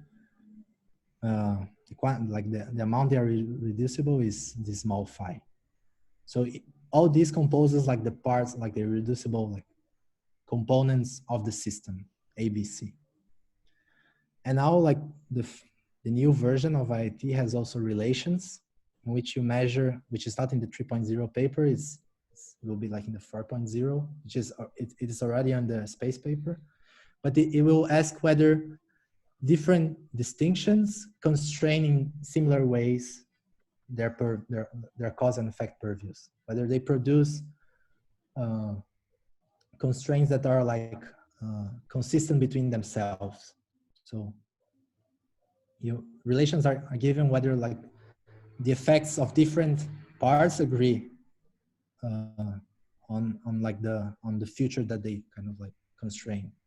So if these constraints are like coherent, there's a relation. And again, it will like test for like irreducibility, maximality, and all this stuff. And in the end, you get like a bunch of like distinctions and relations that constitute what exists from the point of view of A, B, and C. Which is like, and this is what a cause-effect structure is like a set of like causal distinctions and relations. And these relations can also be higher order and there are like all sorts of different like ways to constrain past and future. But so at this point, we just assume ABC existed as a system. We didn't actually, we tested for its part, but not a system. So we tested its parts, but not it as a whole. So the full IIT algorithm like tests for both things. So, okay, and exclusion, again, this is like relevant, I guess, for it's like the interesting stuff, which Paul will explores, is you do this search for like this given scale, but you would also need to ask whether this is like the best scale, like that integrates information. So maybe if you just coarse grain a couple of units, you get more like integrated information. And exclusion will say that, well, then there's a higher scale at which like things exist, as opposed to like a finer scale. And the same is done for different time scales. Again, to coarse grain is to collapse different points into one. That's a procedure.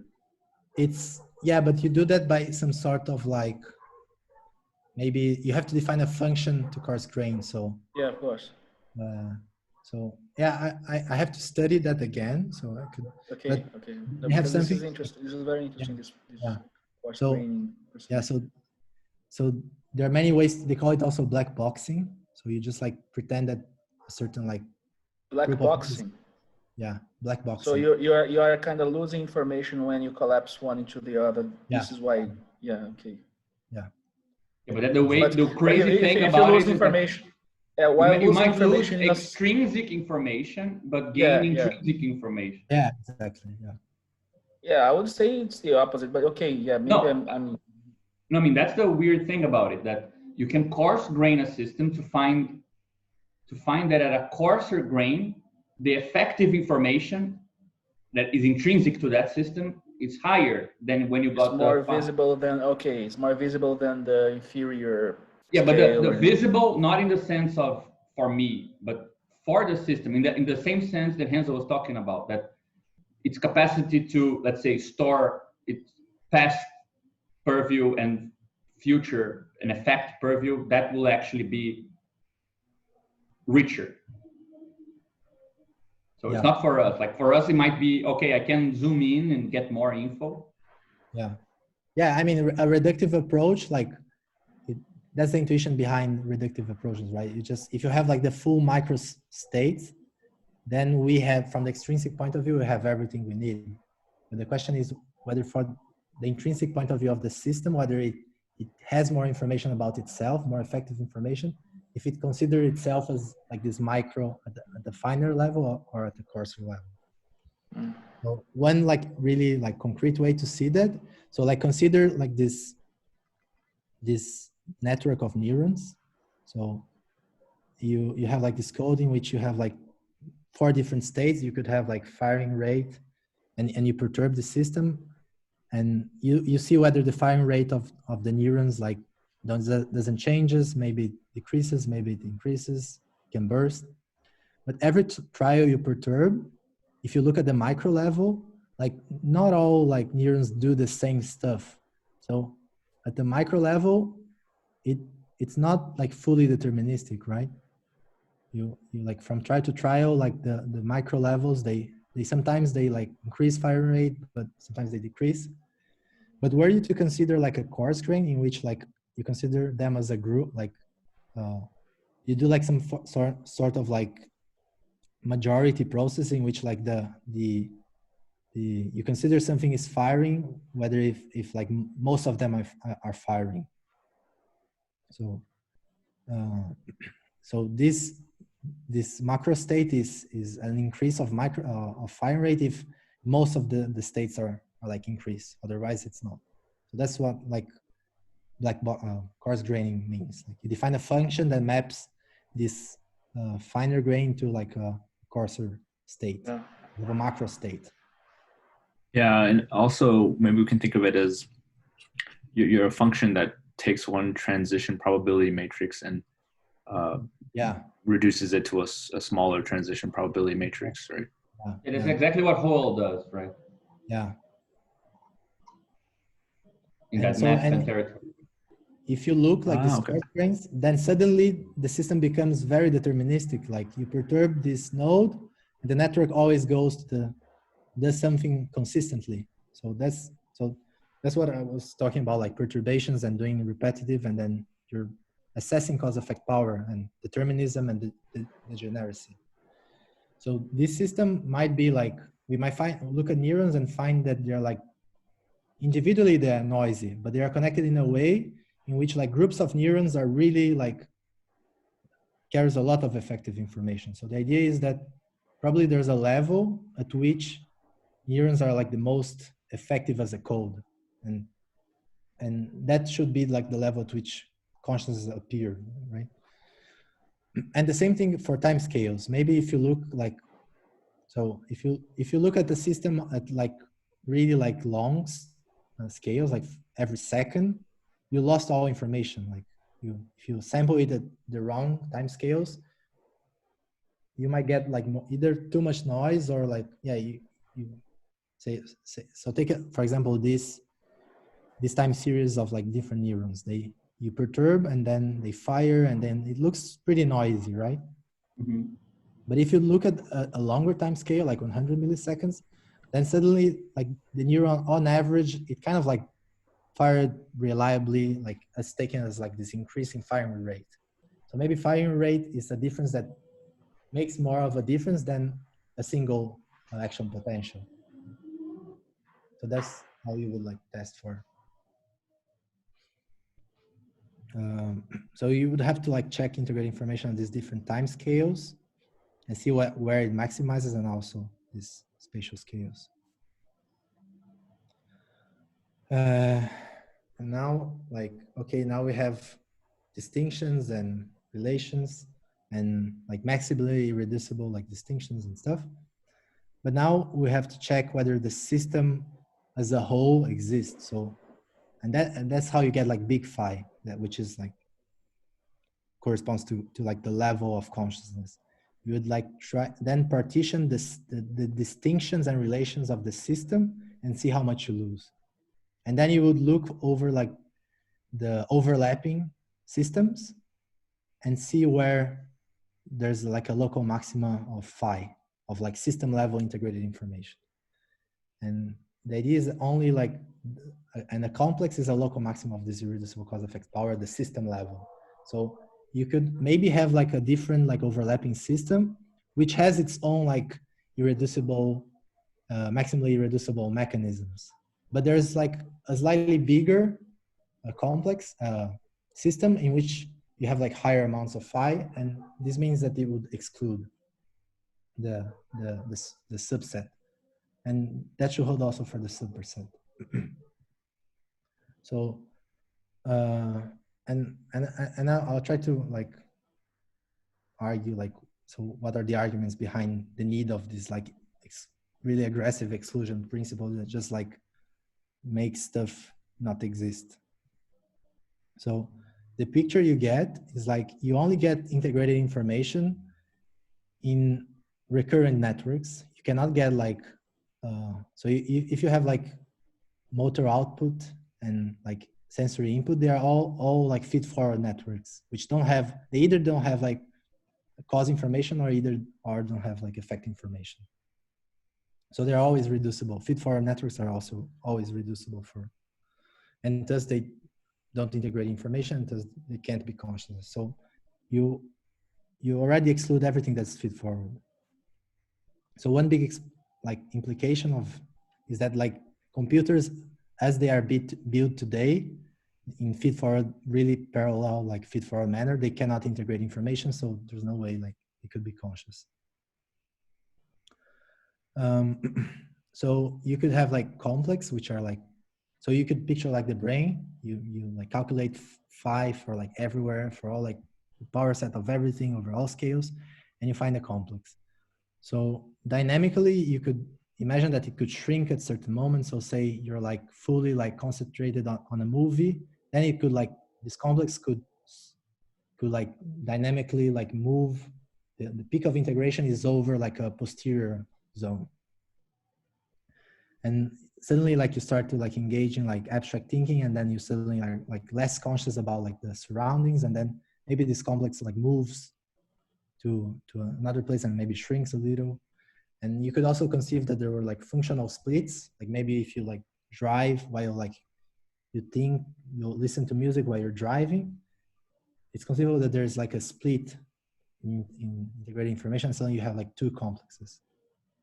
Or you could do that. So like, there's just pause a little bit. There's an underlying idea then that the integrated information that is consciousness might have an isomorphism to what, brain cells or so. Yeah, you get there. This is the idea. Like it's kind of an identity theory between mind and brain also. Yeah. So the crucial thing is it's not an identity between what we normally consider to be a physical system, but it will be an identity between its unfolded cause-effect powers. So it will be like an identity between organizations. One organization which is in a physical, an organization of, I don't know, neural correlates, and an organization of what we call phenomenal experience itself. So you're trying to do a mapping between these, like one kind of organization, and I mean organization in this multiscalar sense, right?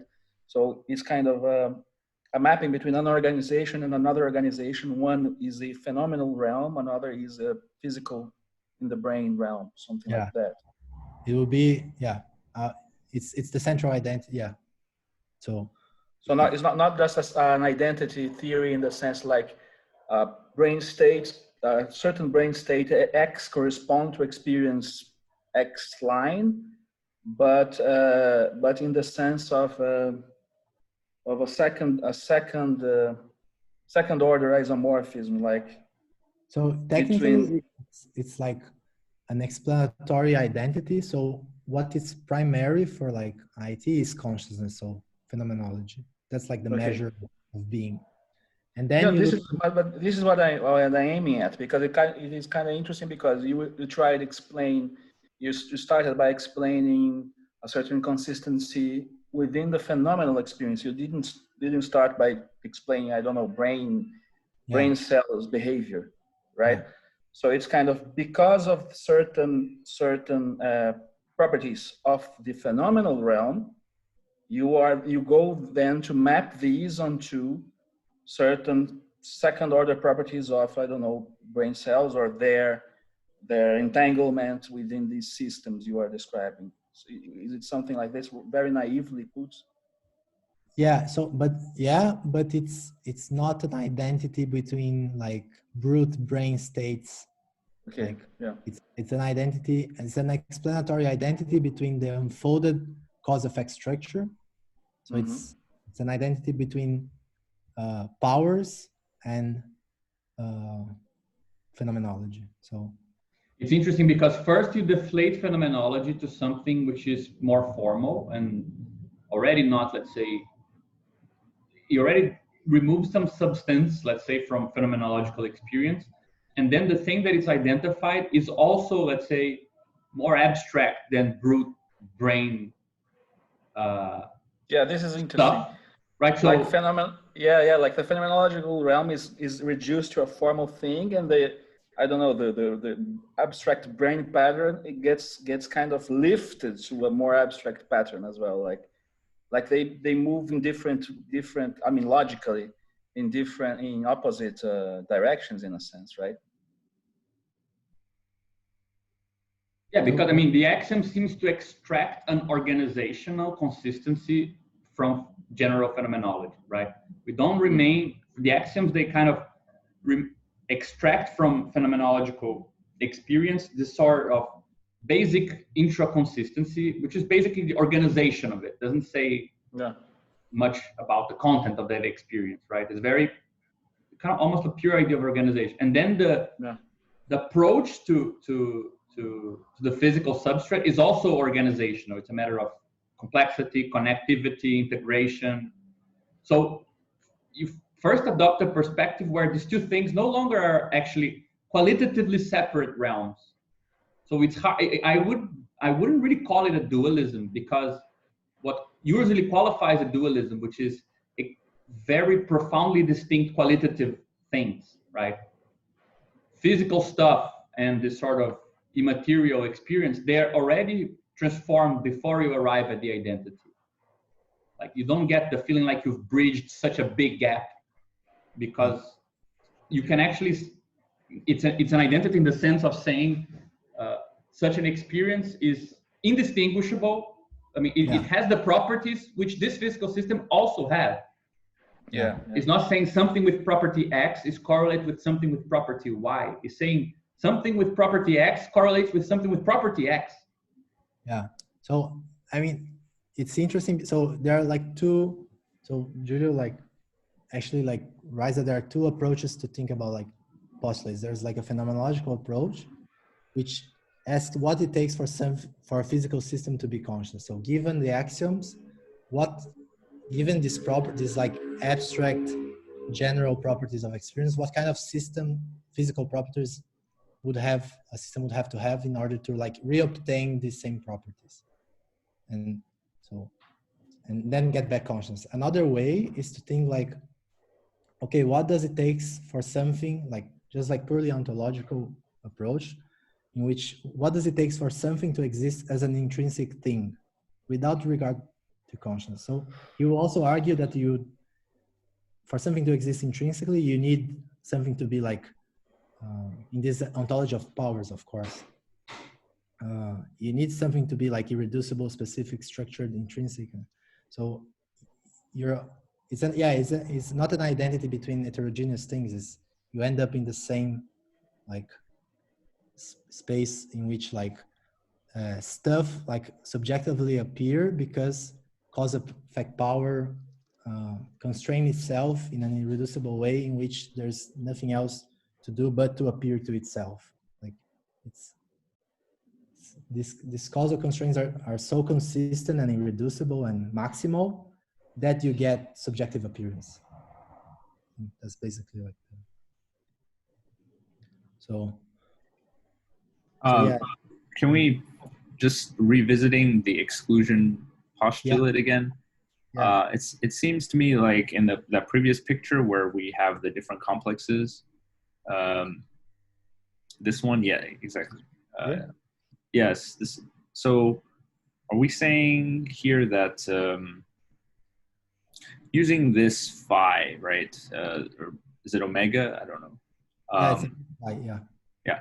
Using this big phi, we're creating an order relation amongst partitions of these of our system, right? Whether it's a brain or anything else, but no, I mean you extract no overlapping set. Like you cannot get overlaps, so you just get like mutually exclusive sets of local maximas of integrated information. So that's why you kind of end up in panpsychism, but it's a panpsychism in which you don't have like an unrestricted composition of like experience and there's like consciousness all over. It's just that because of exclusion, you're obliged to like exclude overlapping entities, and only like the sets that are like maximally integrated exist. So only like non-overlapping sets. So you start to fill out all space, but you might do that at different scales, right? So maybe it reminds me a lot of Badiou's kind of top and bottom idea of unity in worlds, because with the transcendental, you get this idea of some sort of maximal unity, maximal consistency of a world. But he says that he tries to derive from it the necessity that at the bottom level, something counts as one. Like you can have multiple things composing an atom, but ultimately you can only have one as the maximally counting atom, even if it has other components that participate in it, right? So the exclusion principle seems to kind of account for that idea that at some point you need a sort of cut or a certain bound, even if it's still connected to other stuff. Locally, what is maximally kind of interacting will count as the sort of the boundary of it, right? Yeah. I'm just wondering I'm confused as to, so is the complex the atom here? No. So the complex would be the system, and within a complex you have a cause-effect structure. So yeah, I'll get to so. Oh, okay. Yeah. So maybe we can discuss the principle of exclusion, like the rationale.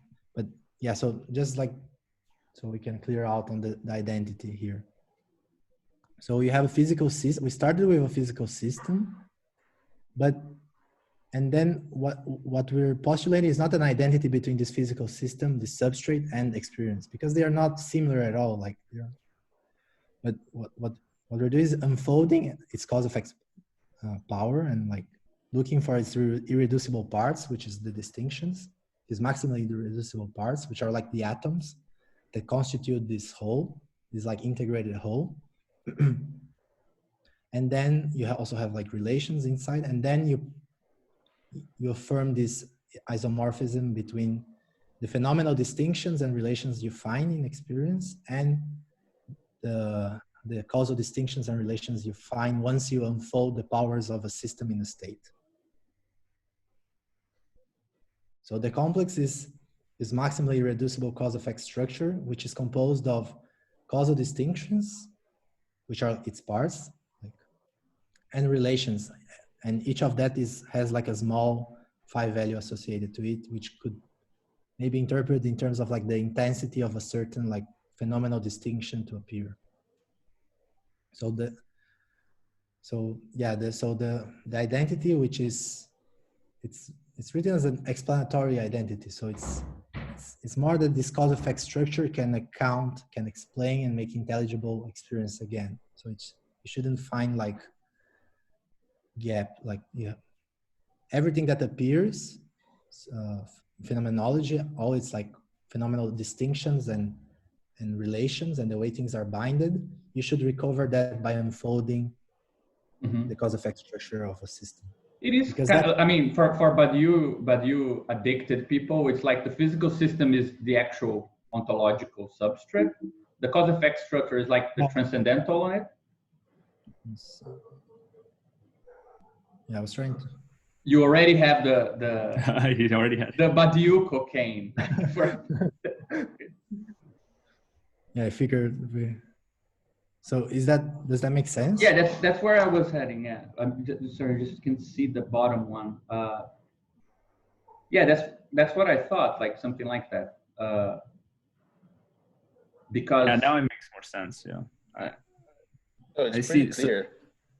It's the fact that the complex can be broken down into it's completely subcomplexes. overlapping, man. Sorry, Dennis, you were saying something? The fact it makes a lot more sense now. So the complex actually describes the way in which we can glue these subcomplexes together in such a way that we engender the maximum informational content, right? Or the SPI. Yeah. So the really genius kind of step in all of this is to give precedence to the cause-effect structure. I mean, you can see that there is a very interesting circularity, because if you didn't start with the axioms, you wouldn't select the cause-effect structure as the privileged kind of site of analysis, right? You wouldn't distinguish these physical substrates based on the causal effect structure. So you can see that the axioms, they make a very informed selection of what sort of systems are candidates for this. But then I mean, the fact that the cause, I mean, having the means to treat the cause effect structure as this sort of organized system of mechanisms, right? And to have the means to evaluate the sort of properties of it, that's really where it seems to be the thing that makes, I mean, brings the physicalist analysis of the brain up a notch in terms of, let's say it's not abstract in any kind of vague sense, right? It's not immaterial, but it's concrete, but at the same time it's more abstract, right? It brings it closer to phenomenology at the same time that your axioms already deflated experience enough to keep only the organization. So it really makes for a very different sort of connection between the two. It's really amazing. And yeah, so the exclusion is really tricky because it works at two levels. So again, integration and exclusion, it's done as at the mechanism are the parts. So it is done at the system level and at the parts level. That's what's kind of tricky. So you want to see what, so given a bounded system, like you trace like a boundary in the, you get like an open system, you trace a boundary and you say, does that exist? So first you start to look what counts as one within the system. So I think there's like this move, you like enclose a global space, like a general space. And then you kind of start to measure what counts as one within the system, what are parts, irreducible parts of the system. And then you have to do something that's a little bit, it feels extrinsic because you're considering overlapping holes that could also exist like outside of the system, right? So there's an exclusion that works within, just like looking for what counts inside the system. And then there's an exclusion that works from the outside. Like it looks at if there are like maybe some bigger system that is more like irreducible and then excludes you out of existence. So one thing is like the one of the whole, and the other thing is like the irreducibility of the parts. So yeah, so that's kind of like difficult to argue why you need this system level exclusion. But the idea is that you could imagine that you could have like infinite amounts of experiences, like faster experiences and like slower experiences and like fine-grained experiences of like the cells, like integrating some like the neurons, like you could imagine like all sorts of like, so say you have like a physical substrate of consciousness, like the posterior hot zone.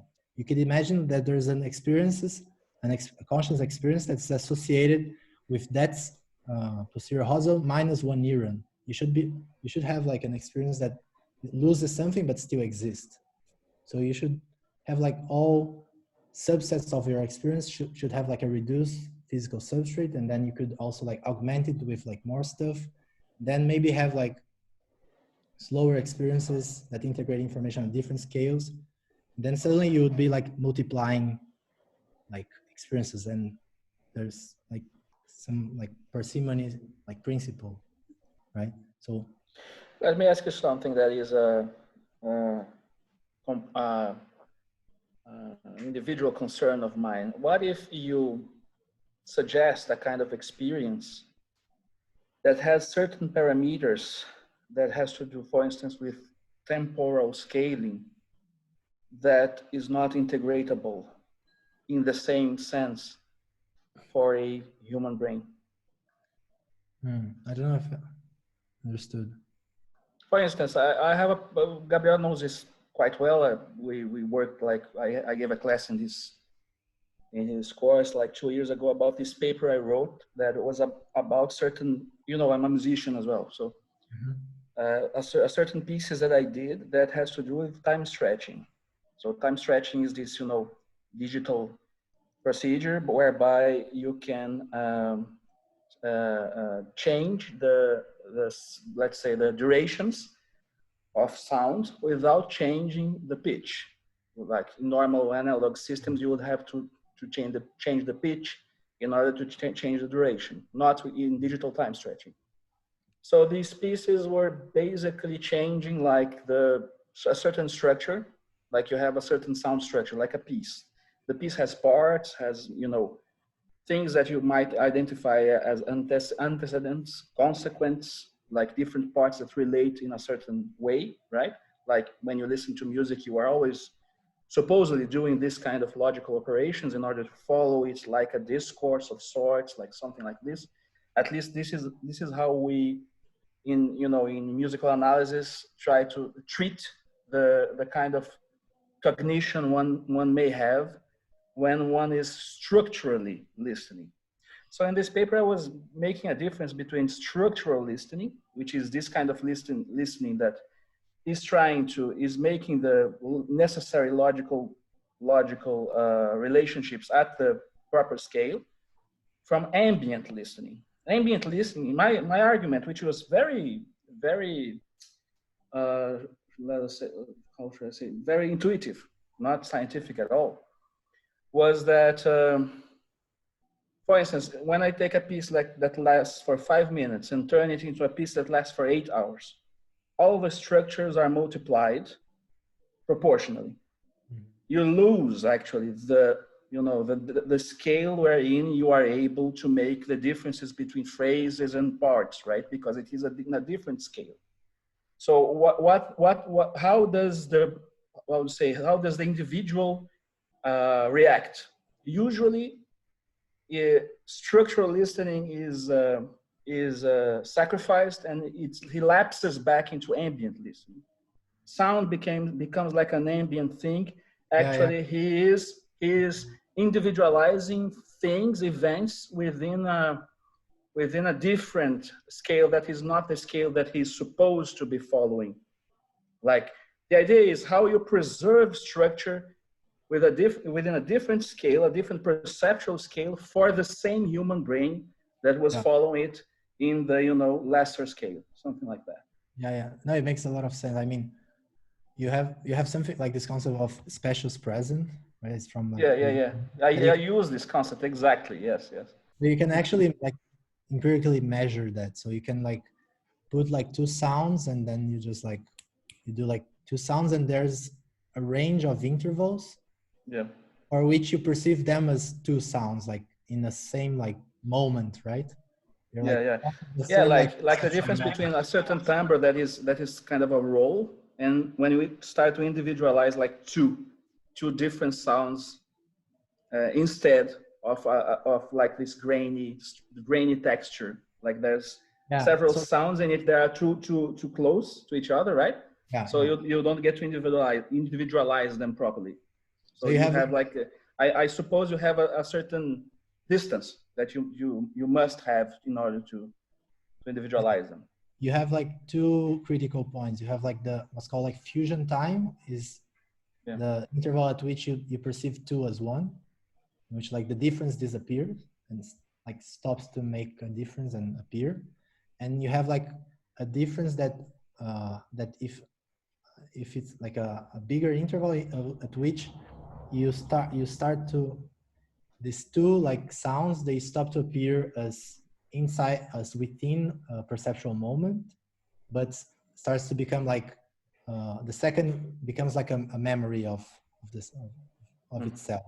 So I mean, it's like the difference between like Husserlian like phenomenology between like retention and memory, right?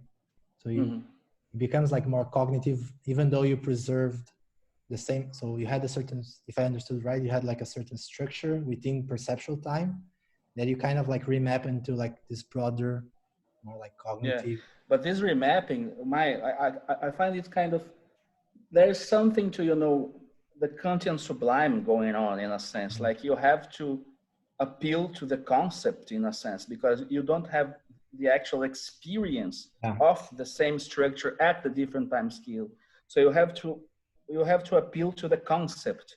You have to know what the structure is and start to actively identify the salient points wherein you could recognize within this different scale, the things that was kind of that you had an illusion of immediacy with in the normal scale, something like that, right?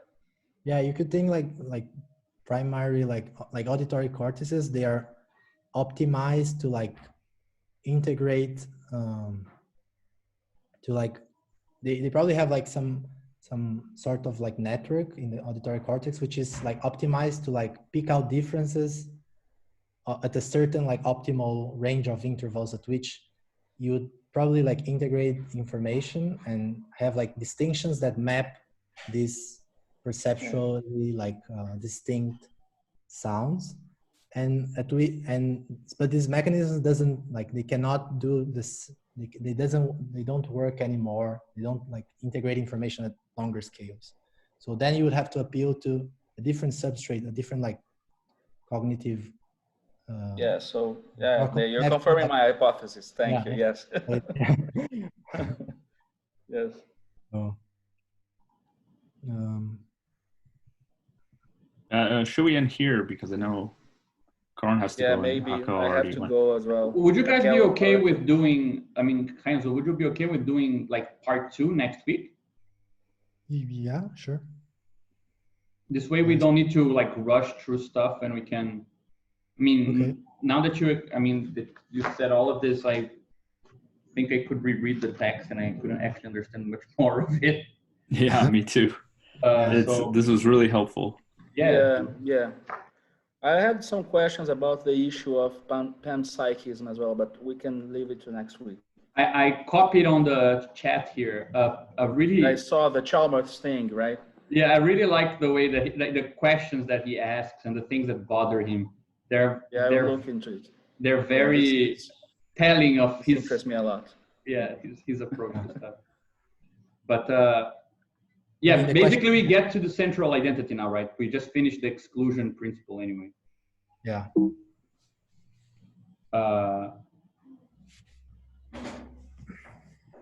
Yeah, and there's a lot of stuff. Huh?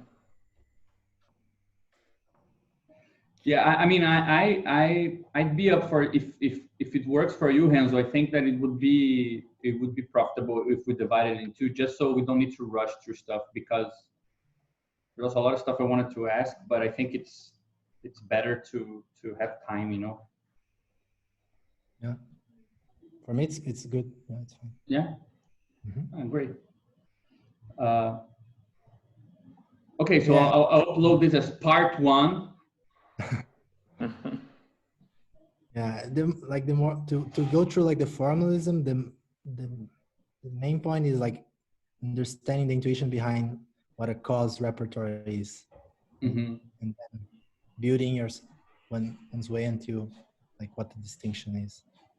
Yeah, I also had some question about induction, like you are assigning certain causal powers. It seems that has some inductive procedure going on, but then you mentioned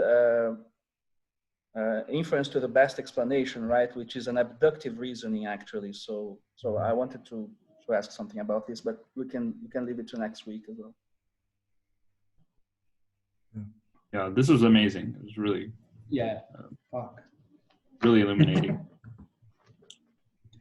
And also, I think Howell's text makes a lot more sense now, because the way you presented, I mean, going through how, you know, probability theory actually kind of is the building block of everything here. It makes the whole, I mean, the transition probability matrix, I mean, just hovering over that in his text made for a not very good coarse grain.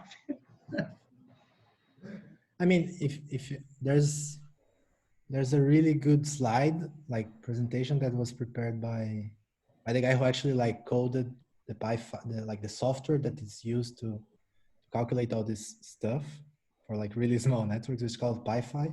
And he did like this really like algorithmic presentation with like 300 slides in which you can just like follow what's happening with the TPM. I mean, for some people it's really useful. I like that. Do you have that? Yeah, I'll look for it and send you. Great. Because yeah, I mean the article, it doesn't help, like the form, like the. Yeah, Pedro is already sending it. Is this it?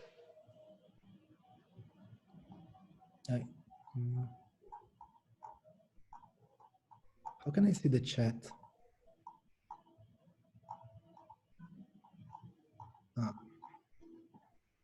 Yeah, this is 227 page slide. I think. Yeah. He beat both of us, Renzo. But yeah, but it's.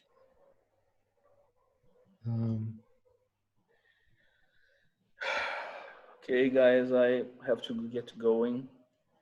Tomorrow I'm presenting the theory of points in the Badiou group, so we'll see you there.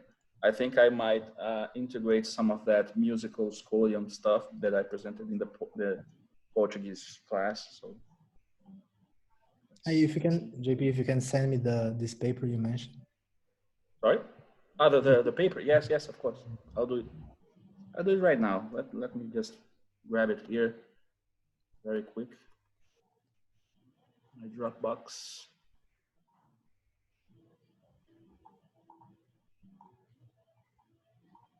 Transcendental aesthetics of time stretching, like very because fancy. as a matter of fact, I might be starting to work on like a time project, an IIT time project. So that might be actually. There you go. This is actually the facsimile of yes, the book. This is the book, the first page of the book wherein it was published. If you have any difficulty reading that, I can send you just a doc paper, like a PDF, with which was my own, my own formatting. Yeah. I just took a facsimile of this, just for to get a scholarship, things like that, so people would see that it is published, all that. So this was why I did that. But sometimes the PDF is better for reading, so maybe I grab this here. Okay, I have a doc. I'll send the doc as well if you have any difficulty. No, not that one. Compartilhar. Okay. The doc one is here. So was this the Bible for? Yeah, it's this. Yeah. Yeah. Okay. And it's like, look at this. It's like, it's almost like an animation then with slides. It's wow. a lot of work, and it's like all steps you need to just like compute cause effect structure of this really silly tree node network. So there's really this is also nice.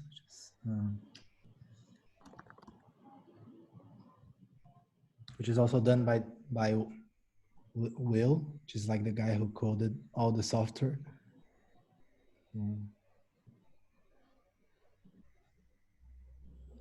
So you can like. No way, that's so cool. Then you like search for like a main complex. Oh, amazing. You have like a space of distinctions and then like it used to be called concepts, the distinctions, but that like got like lots of philosophers like mad, like why are you calling it a concept? Like it's not a concept. And so they changed to like distinctions, which I think is more like intuitive. But yeah, so the distinctions are all here and like that. And you can play with it. Yeah. It's amazing. And then there's a cooler thing, maybe I can also show next time, which is like animats, which is something like I worked a bit when I was in medicine, which is like these little animals in which like they evolve to solve like a problem. And then you calculate integrating information, and you see that integrating information is like an effective way to actually like use your nodes and your finite number of like nodes and elements to solve a task. So that provides like an evolutionary explanation for why consciousness appeared. So consciousness is actually preferable in terms of let's say, an economy of distinctions then. Yeah, it's like if you have like a fixed amount of like wiring and like activation that you can do, like you could always solve something feed forwardly, right? Mm-hmm. But she, like Larissa, which she shows that once you evolve them, they naturally like evolve in integrated recurrent ways, so as to like have like higher order mechanisms that can do like more stuff at the same time.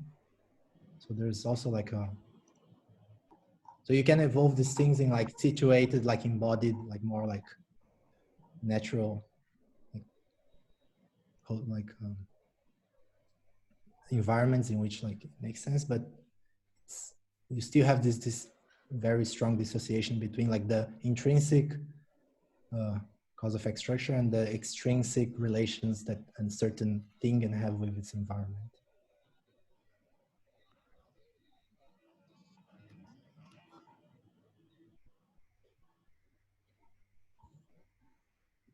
That's amazing. Yeah.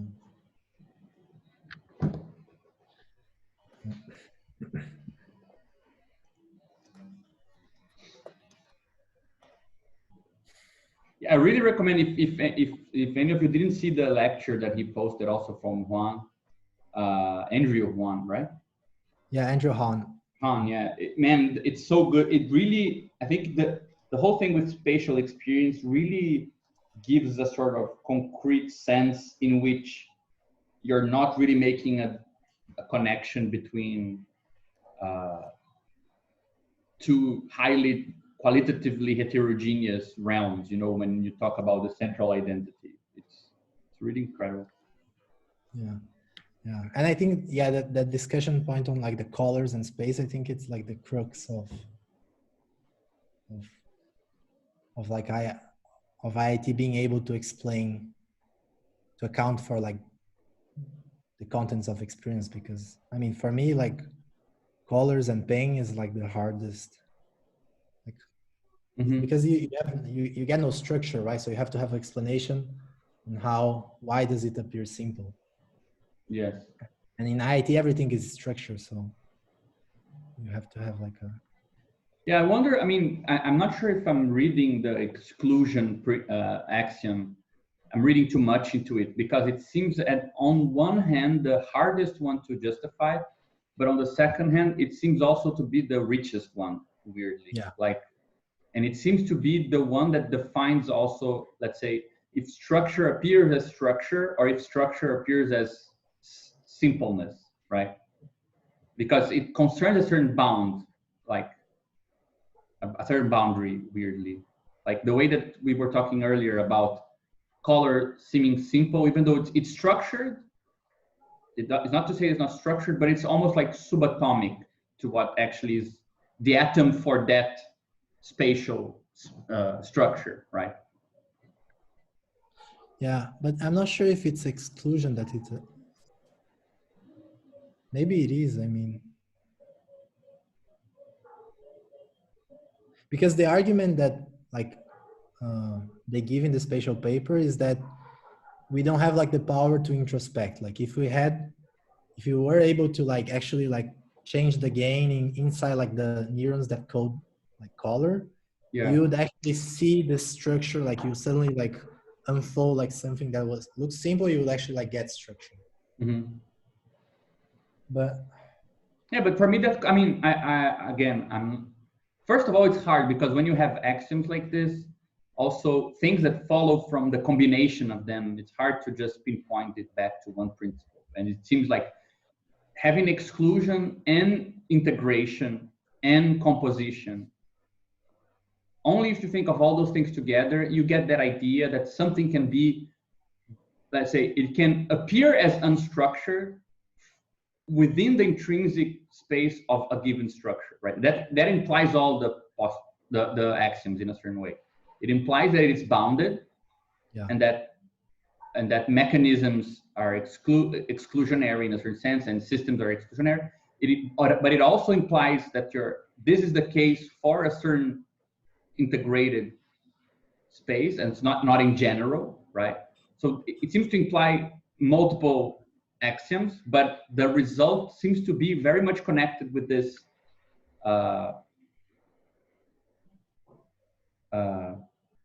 I mean, the way Andrew Hahn talked about it, he says, we can imagine this sci-fi scenario where I can simply, let's say, do something that increases the sort of intensity of that structure, and suddenly this thing that looks like one simple thing, you would kind of have a feel for its connectedness, right, in its own structure. But I wonder if that doesn't imply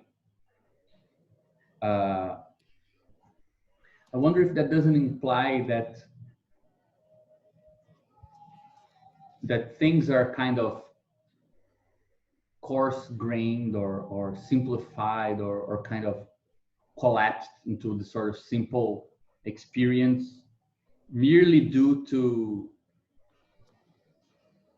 you know, like as if intensity of appearance is reducible to a sort of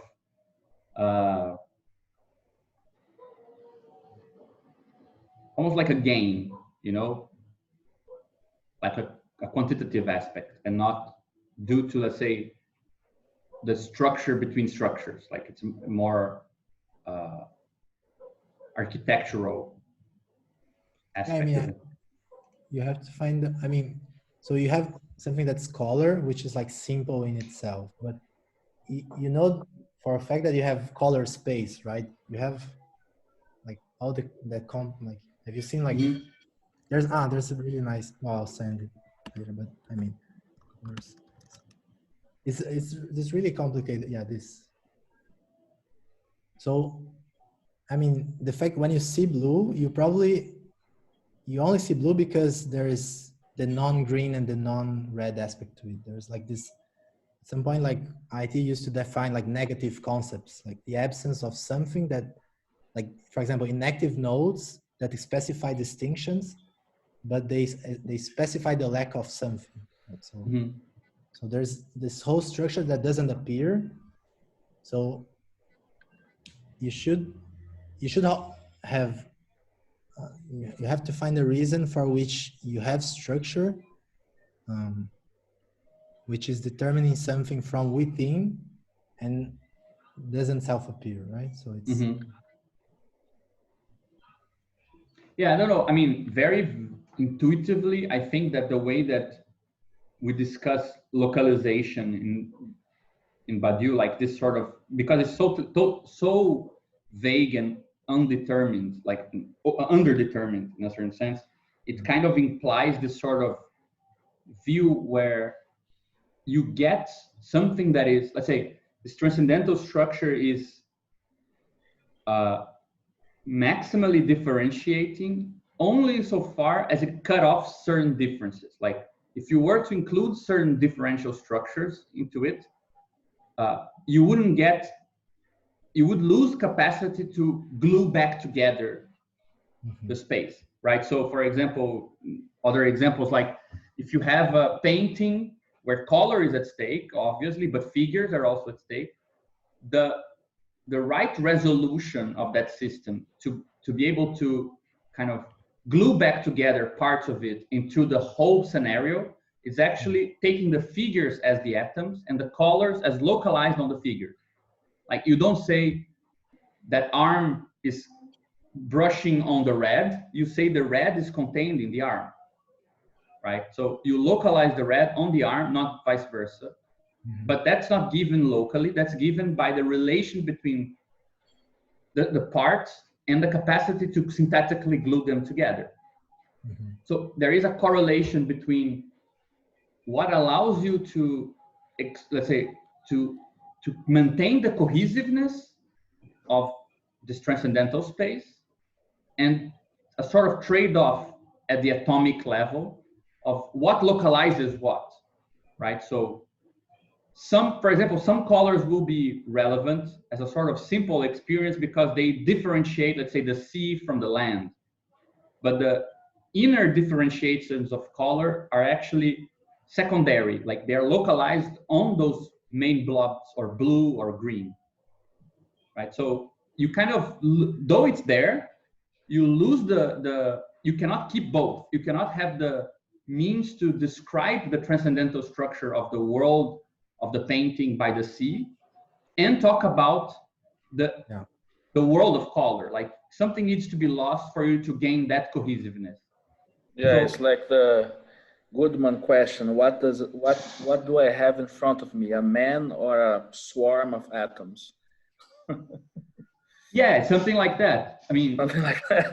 Yeah, the atoms are localized on the man. If we're talking about sort like of within my, I mean, normal manifest ontology system of coherence. Well, I have a person in front of me.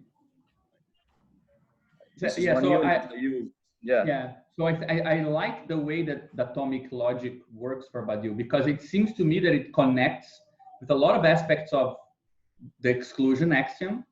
Like, you need to have a sort of lower bound of what counts as one based on its coherence with the principles of differentiation in that system, like it being integrated in the transcendental, which doesn't mean that what's below the atom in sense of even finer detail is not there. It might be there, but it will be there with a sort of simple existence, perhaps, right?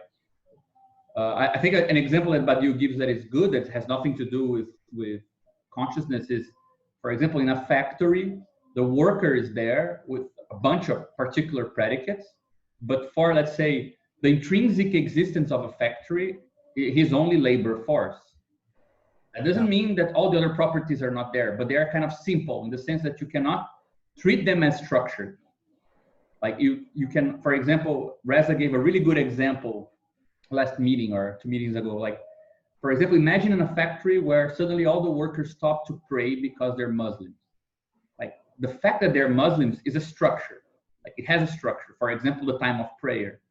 But from the intrinsic existence of a factory, that's unstructured. Like, it's just an attribute of the worker that has absolutely no differential capacity. It doesn't cause anything. So if you ask, it's noise, right? It's noise, exactly. It's like, but from the standpoint of the workers, it might have causal capacity. So if, let's say, if they go on strike so they can pray, so if they impose the time of prayer on the time of work, it's proof that there was structure where it just appeared as a simple appearance from the standpoint of the factory, right? So it's just that sort of analysis where you're not saying that things that don't have high degree of existence, or they're not they do not have enough causal power in that world, they might be structured, but they might be, let's say, cut off because of a trade-off between the transcendental structure of that world, meaning its way of integrating and gluing its own parts, right? So it's a way of approaching this sort of thing that seems very close to me with the way that composition, integration, and exclusion kind of get combined, right? That you still need to, not only do you need to make an analysis of composition of these little systems and their integration, but also you need to kind of find out at what resolution they are maximally, you have maximal effective information, right? And at that level, some things might become, let's say, unstructured for that space, which doesn't mean that they don't have structure, right? It might just not appear. So like the way that Andrew talked about color, it really kind of resonated with that kind of. Yeah, I agree. He says, well, I imagine that this node is internally structured. It's just not internally structured like a grid. The external structure is something else, right? It still is tied up with another kind of weird network, but you cannot get spatial coherence if that inner structure counts. Exactly, right? Let's say if this inner structure, which is not grid-like, right, were to count, you would lose the complex grid coherence of space. So it's almost like a trade-off of what needs to be in the background so that something can be integrated, right? Like what kind of gains the quality of not existing, right? In a certain sense. So I don't know. I don't know. I see a lot of stuff that's very very relatable. Let's put it like this. And it's crazy, man. I don't know if all of this is just really incredible. Yeah, I think it's, yeah. Sent you another thing I wrote. Wanted to see what you think of it, Renzo. It's in the chat. Just to say that. I have to go now. Sorry. So. Yeah, same here. I gotta go. Okay, guys. So we can pick up next week then. Renzo, thank you so much, man. This was thank so you. amazing. Thank you. Okay, I'll upload the Just a question. Is there like a website or something for this group, like the Badiou? No, we didn't create anything. Like it would be nice to have a place to, you know, have the chat bars perhaps, and maybe notes. I don't know. Just a thought. Yeah, we can. I mean, we're already kind of struggling with the Badiou one. I didn't want to, right? But yeah, at some point, I think we can think of something like that. It would be useful to get other people involved. Also, one thing I'm gonna just ask in the chat. We spoke about this a long time ago, but I thought we could kind of come up with a calendar to invite people to join and like present something. Like I think we already you told me this. I was with Patricia Reed last week. She was up for it, but she's kind of busy in September. Perhaps she could present something in October. She just published a text like that has to do with scales with this guy Anil Bawakavia, who's an artist and computer scientist, and maybe she could present his text to us. I don't know. So this was the idea. Gabriel suggested me to invite her, so she was interested, but not for now, immediately. Yeah, but I mean, I think we could come up with a list, and I mean that would be a justification for in the near future trying to have a kind of a public face, just so we can tell people, look at this, you know. Yeah. And we could come up with a list of people we could try to invite from time to time as well, just so we can get like a first-hand account of stuff that might be interesting. Raquel also suggested this really, really good philosopher and economist from São Paulo called Jorge Grespin, who studies the transformation problem in a very novel way. So we thought of inviting him. He's translating his book into English, so he probably would be interested in it anyway. So I don't know, just if you guys want to think about possible people, we could also think about that as well. Okay, guys. Thank you, Renzo. See you next week. See you tomorrow. I think. Actually, see everyone tomorrow. But anyway. Yeah, perhaps, I think everybody will be there. So yeah. See ya. Bye. Bye. Take care. Bye.